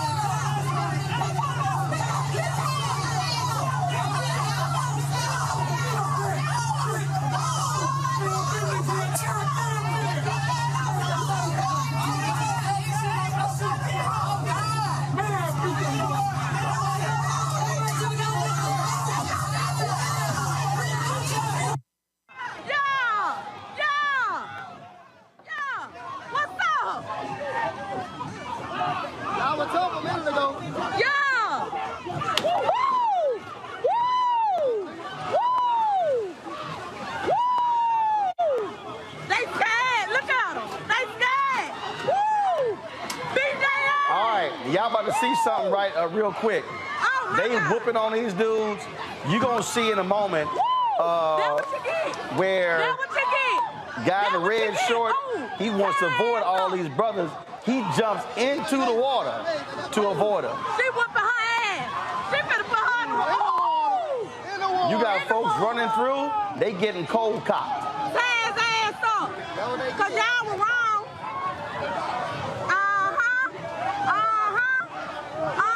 Watch this. Oh, damn. Oh, hell. They start backing off. A man in the red short start getting in the water. Now it's going to be a white woman in the red dress. She wants to get in on this. The brothers don't want to hit her. And then two sisters come strolling through saying, yo, we got it. Yeah. We got it. Get in their ass. Oh, look at the bras. The bras jumping their ass. Because y'all were wrong for jumping on that black man like that, baby. What y'all thought was going on? They put their ass in the water, y'all. Boo out! Boo out! Boo out! Boo! Tie their ass up. Baby, please. Ooh, action. Boo out! Yo, look at the man that waving. He was the one that got jumped on. Don't cry though. Hello. Let go, man. Time to go, man. I need to take a shot. Hey, super back up. I bet y'all won't try that shit no more. On my mama. These motherfuckers need to have handcuffs on. Ain't no need to cry now. These the ones that started it. Y'all need to put handcuffs on them. Why they down there fucking crying?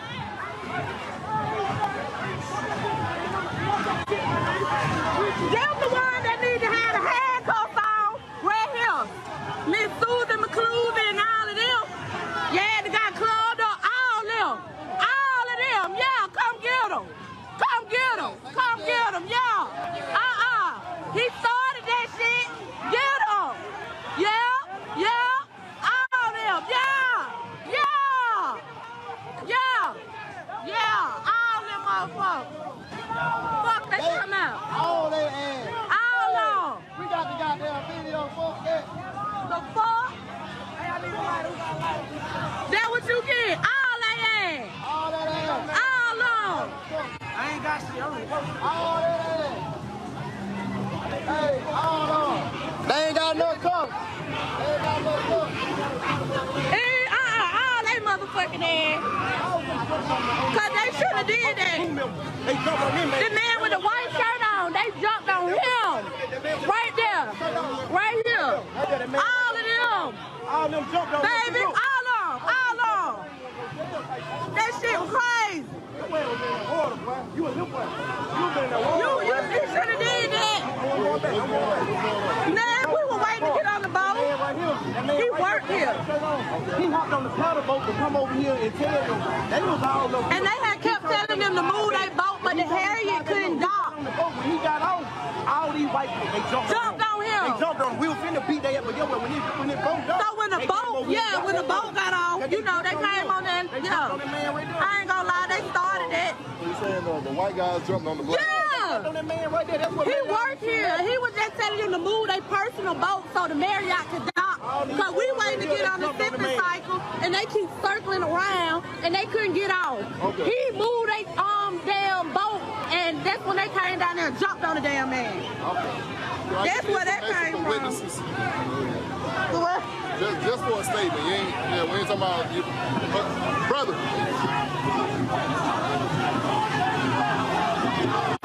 Yeah, they jumped on him. They shouldn't even be arresting him. Okay. They shouldn't even be arresting him. He shouldn't even be arrested. They jumped on him. He wasn't doing shit for his job.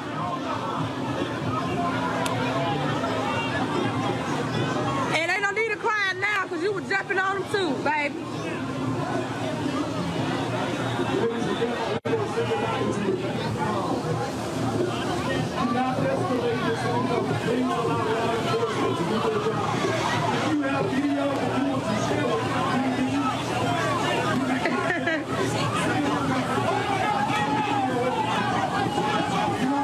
Yep, him too. Him, right here. Him. All them, baby.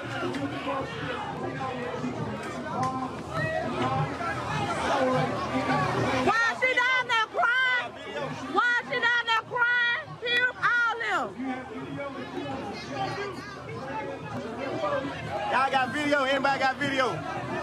Anybody got video? We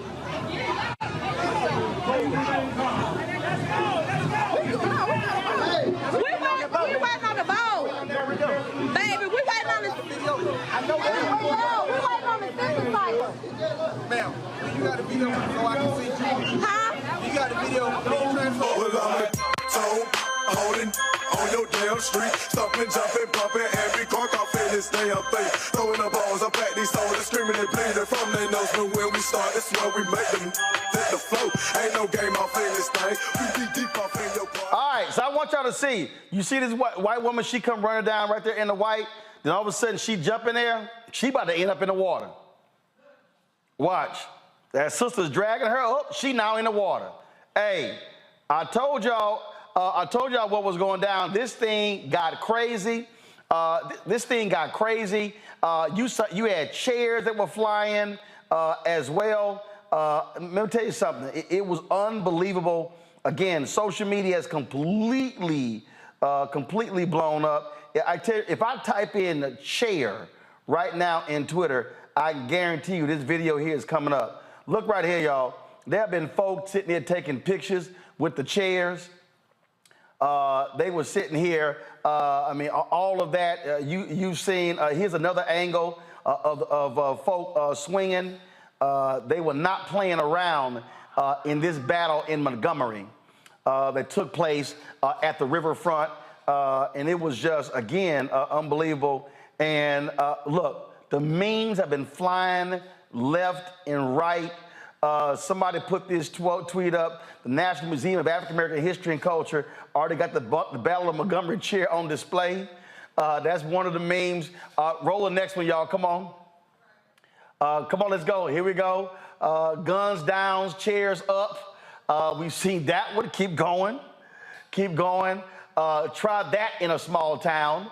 Bloody Saturday, Montgomery. This brother already got a photo of the brawl on a T-shirt and already selling the shirt. And he says, on my way to Cracker Barrel to celebrate. All right, let's go to the next one. You got the photos of George Floyd, MLK, Rosa Parks, and Malcolm X on this image here. Keep going. We got this one right here. Bat signal and help came immediately. My man threw his hat in the air and the cavalry came running. All right, next, let's go. Have a seat, 1955, drop the lower third. Have a seat, 1955 in Montgomery. Have a seat, 2023. Let's go to the next one, y'all. Let's go. More memes here. Keep going, keep going, keep going. We see that, not the SS dead ass pulled up in Montgomery. We got that one right there. Keep going. What we got? What's the next meme? They're calling homeboy Aquaman. Guess what? We actually got a statement. That brother right there already has a publicist. Do y'all have the graphic up from his publicist? Heartfelt gratitude from the publicist of our hero. Y'all have it? Go ahead, pull it up. We hope this message finds you well and filled with joy as we come together to celebrate the remarkable act of bravery and compassion shown by Aaron, our cherished young hero. While I'm reading, y'all got the video of him swimming across that water? In the face of adversity, Aaron selflessly came to the rescue of a fellow colleague, showcasing courage beyond his years. We are immensely proud of his actions and the values he exemplifies, standing as an inspiration to us all. Show the video of him swimming. The overwhelming love and support pouring in from all corners of the state and surrounding areas have deeply touched Aaron. Your kindness and encouragement have shown him the power of unity and the warmth of a caring community. The outpouring of affection serves as a reminder that together we can create positive change and uplift one another. We, the publicist team, his parents, along with, here's the video of Aaron doing his thing, going across that water. Go right, come on, y'all, pull it up. We, the Publicist team, as parents, along with his extended family, want to extend our sincerest gratitude to each and every one of you for your unwavering support during this time. Your messages and gestures of appreciation have not gone unnoticed, and they have left a lasting impact on Aaron and his family. As we navigate the journey ahead, we kindly request the anonymity for Aaron to process and reflect on the whirlwind of emotions he's experiencing.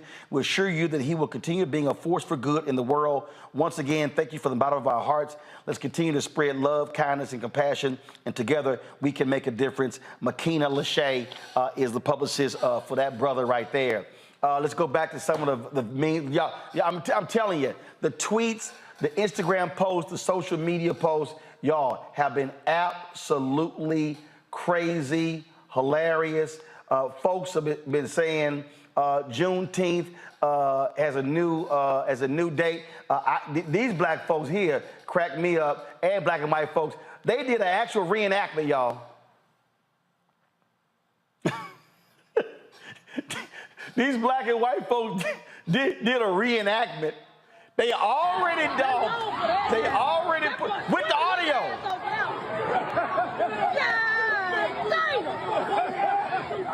Now I want y'all to watch the brother swimming. He gonna get out the pool. He gonna start wringing out his shirt.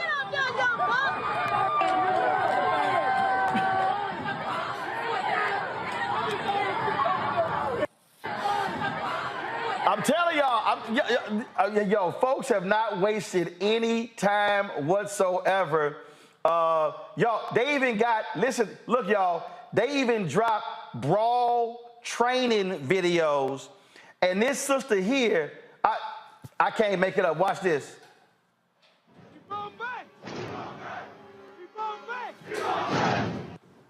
This stuff just really, really pisses me off, right? Because all this really does is ignore and erases the disabled kids that want to participate, right? So what you're going to want to do, right?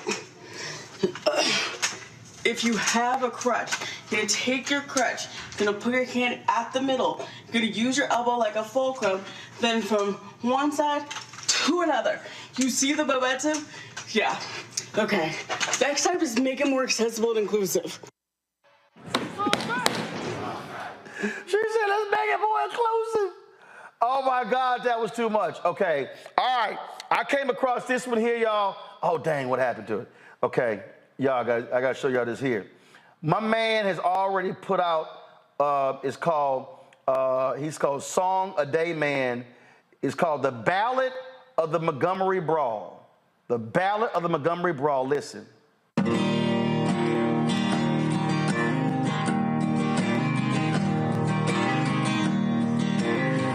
Come on, oh come on,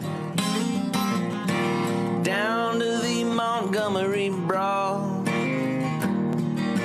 Swim and run, skip and crawl.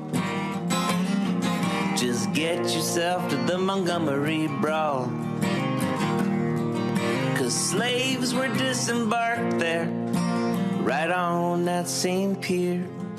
The misplaced white entitlement trickles down through the year. But acts of solidarity, well, not fixing all the past, take on waves of meaning like kicking Southern ass.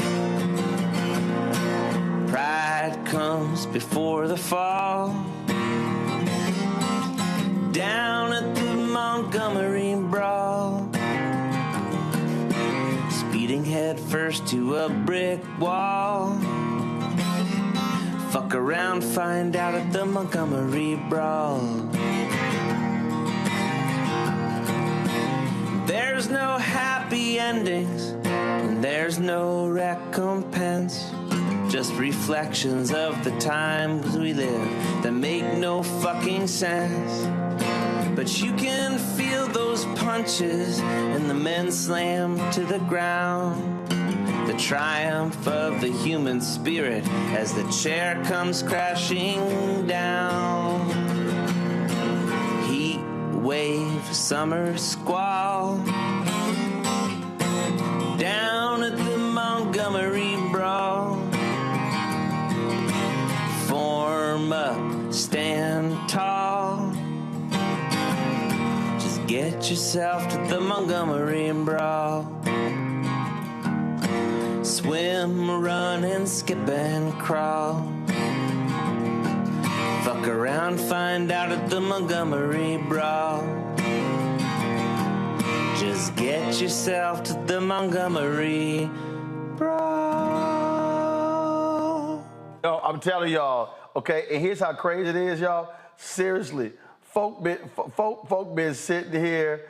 Matter of fact, brother here had to go ahead and respond to Jason Aldean. Listen. That shit might fly in the city. Good luck. Try that in a small town. See how far you make it down the road. Try the small town. Okay, they said y'all tried it. This is what happened. Okay, all right. Okay, this was too funny. They said, this is how them boys in Montgomery pulled up.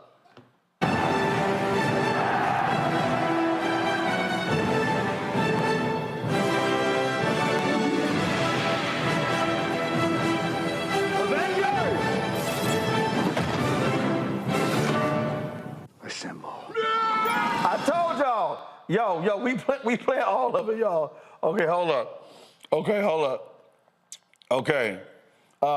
This is a great tweet. Black Twitter watching the Montgomery Brawl. Go. I'm rooting for everybody black. I am. Betting on black tonight. I'm rooting for everybody black. All right, let's see here. I got a couple more. Okay, this is how stupid it is, y'all. People are literally texting me saying, play this one. Okay, hold up. I got to find... let me do this here, okay, because there were some comments made. So, Stephen Reed is the mayor. Do y'all have the mayor's statement? Y'all have it in the control room? Okay, pull it up, please. The mayor of Montgomery. So he's the first black mayor in Montgomery's history. Stephen Reed issued this statement. He said last night the Montgomery Police Department acted swiftly to detain several reckless individuals for attacking a man who was doing his job. Warrants are being signed and justice will be served. This was an unfortunate incident which never should have occurred. As our police department investigate these intolerable actions, we should not become desensitized to violence of any kind in our community. Those who choose violent actions will be held accountable by our criminal justice system. Now, the folks who were involved in this, y'all, they actually, all the folks out are out. People have been sending information talking about asking questions about the Montgomery Bail Project. They said that individuals, everybody is actually out of jail, so no one is still in jail. So there's no need to send resources as well. Again, this here, let me see here. Do y'all have it up? Let me see if I can try. I'm trying to switch. I got some stuff that's on my phone that people are sending me that I want to show y'all. Let's see. Here's a great photo here. Let me see if I can pull this down. Folks literally took the photo, took this here. Why this brother here get this photo of the chair, the image of Malcolm X holding an AK-47 by the window. This brother took a picture with him holding a chair by the window looking out. Okay, that's a good one. That's a good one. Okay, all right, let's see here. I saw some other videos, y'all, that have been making me holler and scream. Let's see here. I got to play this one. Give me 1 second. Give me 1 second. This is pretty good one here. Somebody took the photo from Good Times, and they went to work. So you see right here, they got the Alabama Sweet Tea Party. That's what it's called. They got all the people in the photo sitting there dancing. Come on back, come on back. All right, let me see here. All right, let's see if I can find something else. Let's see here. Oh my God. There are some other hilarious videos that I have seen. This one here is truly funny. Let me go. Maybe I can go to the beginning. All right, pull it up.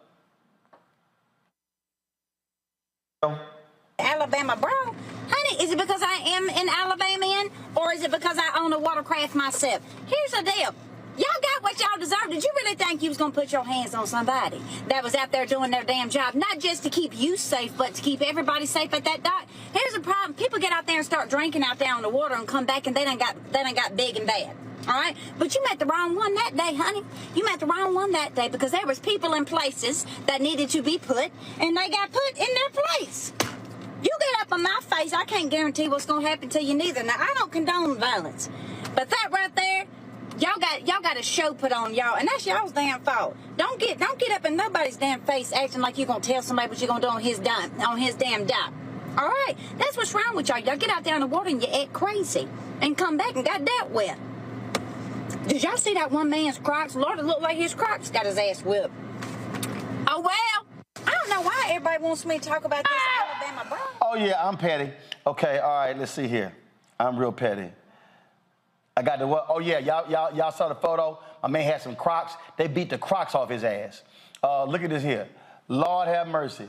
Y'all, they beat the Crocs off of his ass. That is hilarious. All right, check this out. I just got this text message right here. Go to my iPad. It says, "Oh, I'm ready. Just check the garage." And they got a chair hanging in the garage. Somebody worked with a company. They sent me that. They said one of their co-workers sent that to them. All right, hold up. I got another video. All right, Jamal Bryant posted this one. I hollered when I saw this one. Because you know people got all the videos. Check this out. Go. Audio, come on.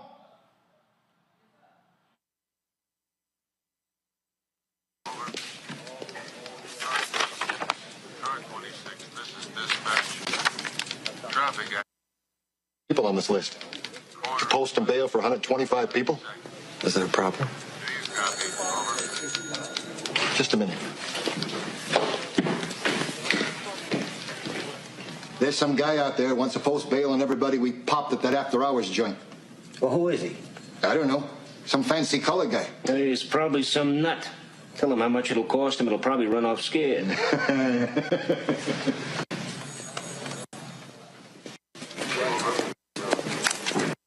Okay, let's see. 125. Class A misdemeanor will be about 500. 75.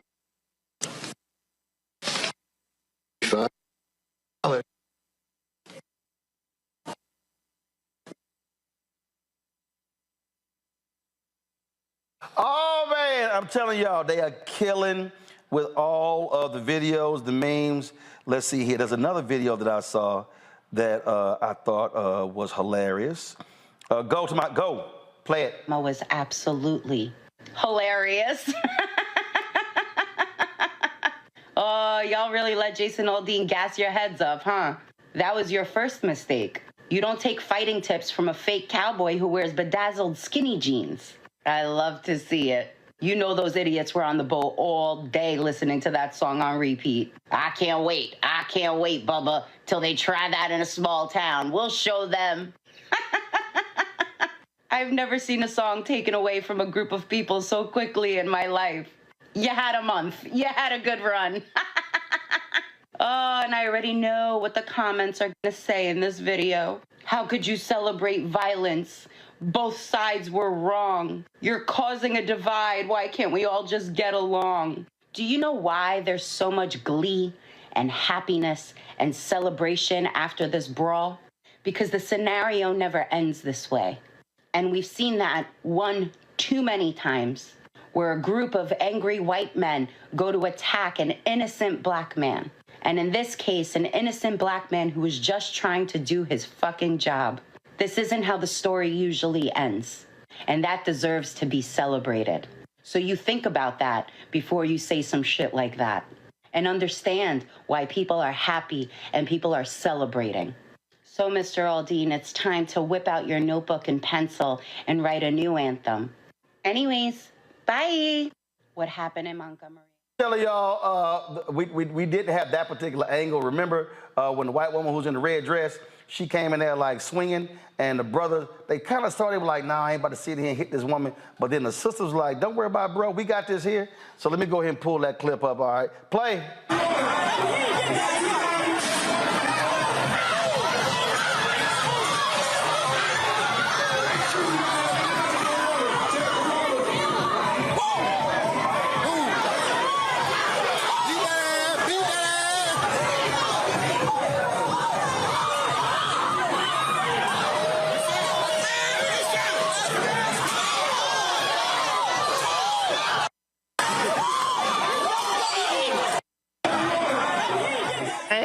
Listen, I'm telling y'all, this thing has been crazy literally for the last 48 hours. I don't know. I've been watching the reaction of Julian, Renita, and Omekongo. Omekongo, I'm going to start with you. This thing has been lit, and folk have been having a field day with the Montgomery Brawl. Man, it's just like everybody said, it's like not condoning violence, but everybody has the right to self-defense. And, really, the end of the day, the solidarity, what was amazing. I don't want to be like pouring, I don't know, sadness on all of this, but I just get concerned about, what could have happened if one of those guys on the boat had a gun in an open carry state. Like, this could have been a lot worse. And I'm concerned about the legal troubles. There was one of the brothers who hit the white woman with a chair, and what's going to happen, should have got arrested for that. But at the end of the day, people, this is a different generation. And Joe Madison talks about this all the time. It's like the days of having to sit back and take it are over, and you've shown weeks. Every week you got videos like this of people going nuts and black folks standing up for themselves. And if people are going to go down, folks have decided we're going to go down swinging. And this was a classic and latest example of that. I'm just glad nobody was strapped and that this didn't end up a lot worse. See, this and, Jermichael Phelps did his thing. And no, they call him Jermichael. Jermichael, that was amazing, man. That was amazing. But I'm glad it didn't turn out worse. But the thing here, Renita, the thing here, Renita, is here. But and I'm gonna say this, and again, this is not glorifying. It's people like, oh man, y'all making light of it. No, we have shown now for multiple years black folks barbecuing, a little black girl selling lemonade, a black man with his car 1 inch in the crosswalk, a black man at FedEx and a black man at UPS trying to deliver packages, getting shot at, getting threatened, getting cussed out, having the cops called on them. Black folks have been, black man looking at some damn birds in Central Park, and the white woman threatened to call the cops.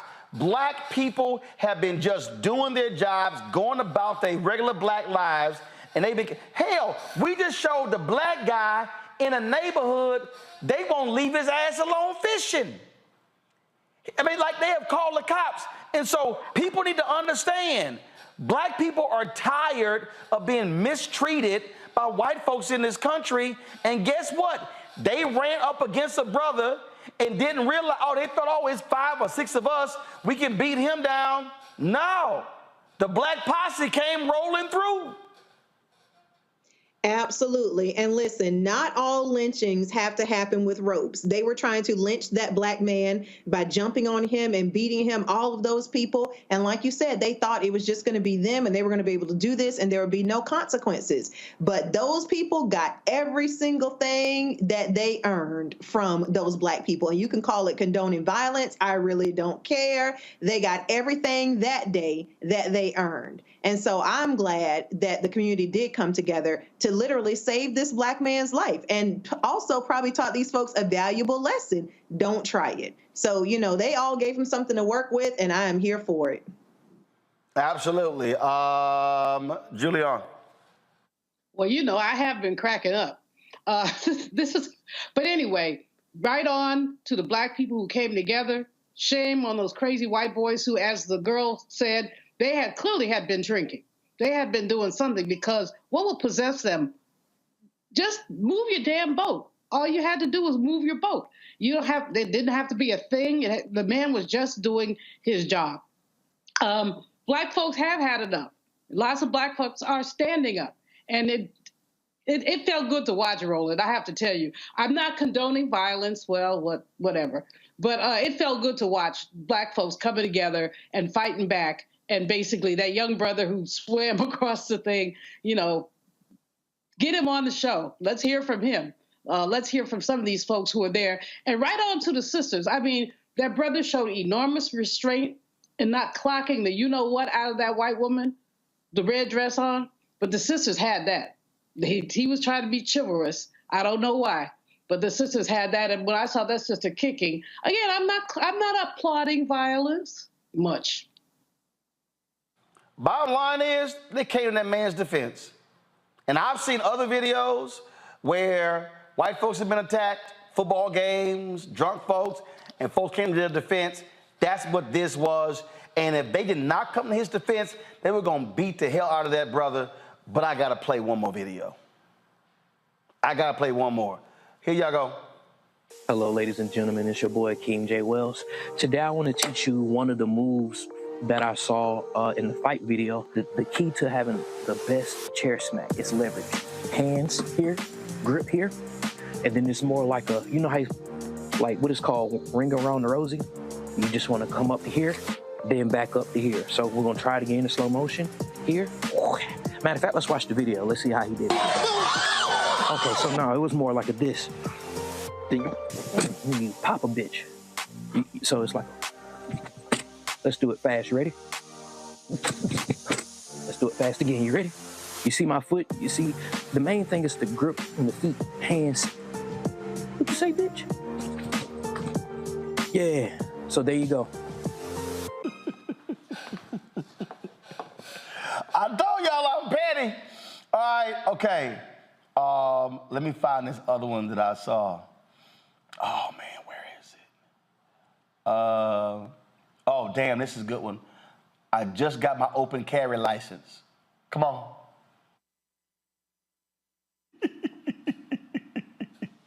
Okay. All right, come back. Okay, all right. Oh, this was trending for a while there.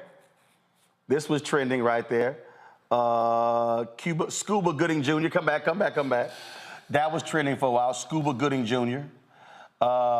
Let me see here. Okay. Y'all, there's one more I saw. Oh, man, did I post it? Where is it? This one brother, y'all, he had a play-by-play of this here video. The play-by-play was fire. Oh, my God, I was crying laughing. I'm going to try to see if I can find it. And again, I'm a condo. The reason I think black people have just been have been responding just no chill. I mean, I'm talking about no chill at all. Is because we have tolerated so much shit. We have turned our cheek. We have backed up. We've de-escalated situations. We've had these Karens jumping in black folks' faces and all this sort of stuff. Yep. And folk just tired of that BS.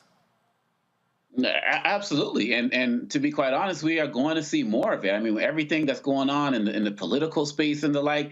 And, you know, some of these guys actually think they've been deputized by the police or something. And so they feel emboldened to just put their hands on us, and they're not even strapped. They just feel so emboldened to black bodies that they can do that. This man is an employee. And like we all said, what would have happened if people didn't jump in? I mean, they could have beat him up so badly and just could have fell into the water and drowned. And this is happening everywhere, every single place we go. People who are not even law enforcement, it's like they've been emboldened watching those videos with the police and so on and so forth to feel that they can do anything to us anytime, anywhere. And too many of us are saying enough. I can't think of any black person I know who would not have intervened in that situation, because we're just tired of it. And people have been watching a lot of these videos from, you know, like the 60s and stuff, where so many of our people had to take it, and they think that that's just going to repeat itself. And that it just ain't real anymore. I mean, absolutely, Renita.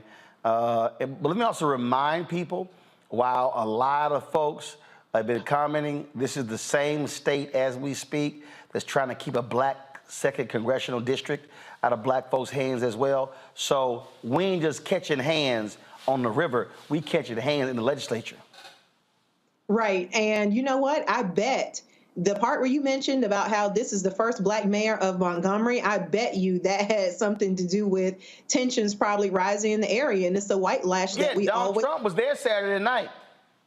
Right, exactly. And it's the white lash that we always talk about. First black mayor of Montgomery, come on. Like, we know what that means. And so at the end of tonight, there's a candidates forum. At the end of the day, all that happened is Jason Aldean let these Jim Crow relic throwbacks get mollywopped. He walked them right into getting mollywopped. That's what happened. Julian. I love it. I mean, the mayor is a relatively young brother. He's very good. I've met him a couple of times. He's really on the ball. So he managed to put out a nice statement that just basically said no room for violence. But, you know, the statements that have been powerful are these videos you're showing, the things that people have to say, the lessons about how to use a chair as a weapon. Black folks have had enough. They really have had enough. And I've seen too many older black people, my mom, my grandmother, swallow in the face of this kind of ignorance, swallow it. I remember my grandmother once, this woman made her move her car. And I was like, Grandma Rose, it was like maybe 67. I was like, oh, hell no, Grandma Rose, don't move your car. But she, rather than get into it with the white woman, she moved her car. And, you know, I had a can of you know what, but I was a kid. But in any case, I've seen too many black people have to swallow. What these folks are saying is we're not swallowing the spit anymore. We're not swallowing it. And good for them, good for the community for coming together. Just it feels good to watch. It just really feels good to say this time we stood up. Absolutely. And it is great that happened. And just so folks know, this is only so fitting. And maybe I will end the show with this one, which I think is a great, I think this is probably the most appropriate way to end the show by showing you this important historical fact that the person who patented the folding chair was a black man. Nathaniel Alexander from Lynchburg, Virginia, patented the folding chair. According to his patent, Nathaniel Alexander designed his chair to be used in schools, churches, and other auditoriums. His design included a bookrest that was usable for the person sitting in the seat behind. It was ideal for church or choir use. Below, you can view the patent drawing of Nathaniel Alexander's folding chair.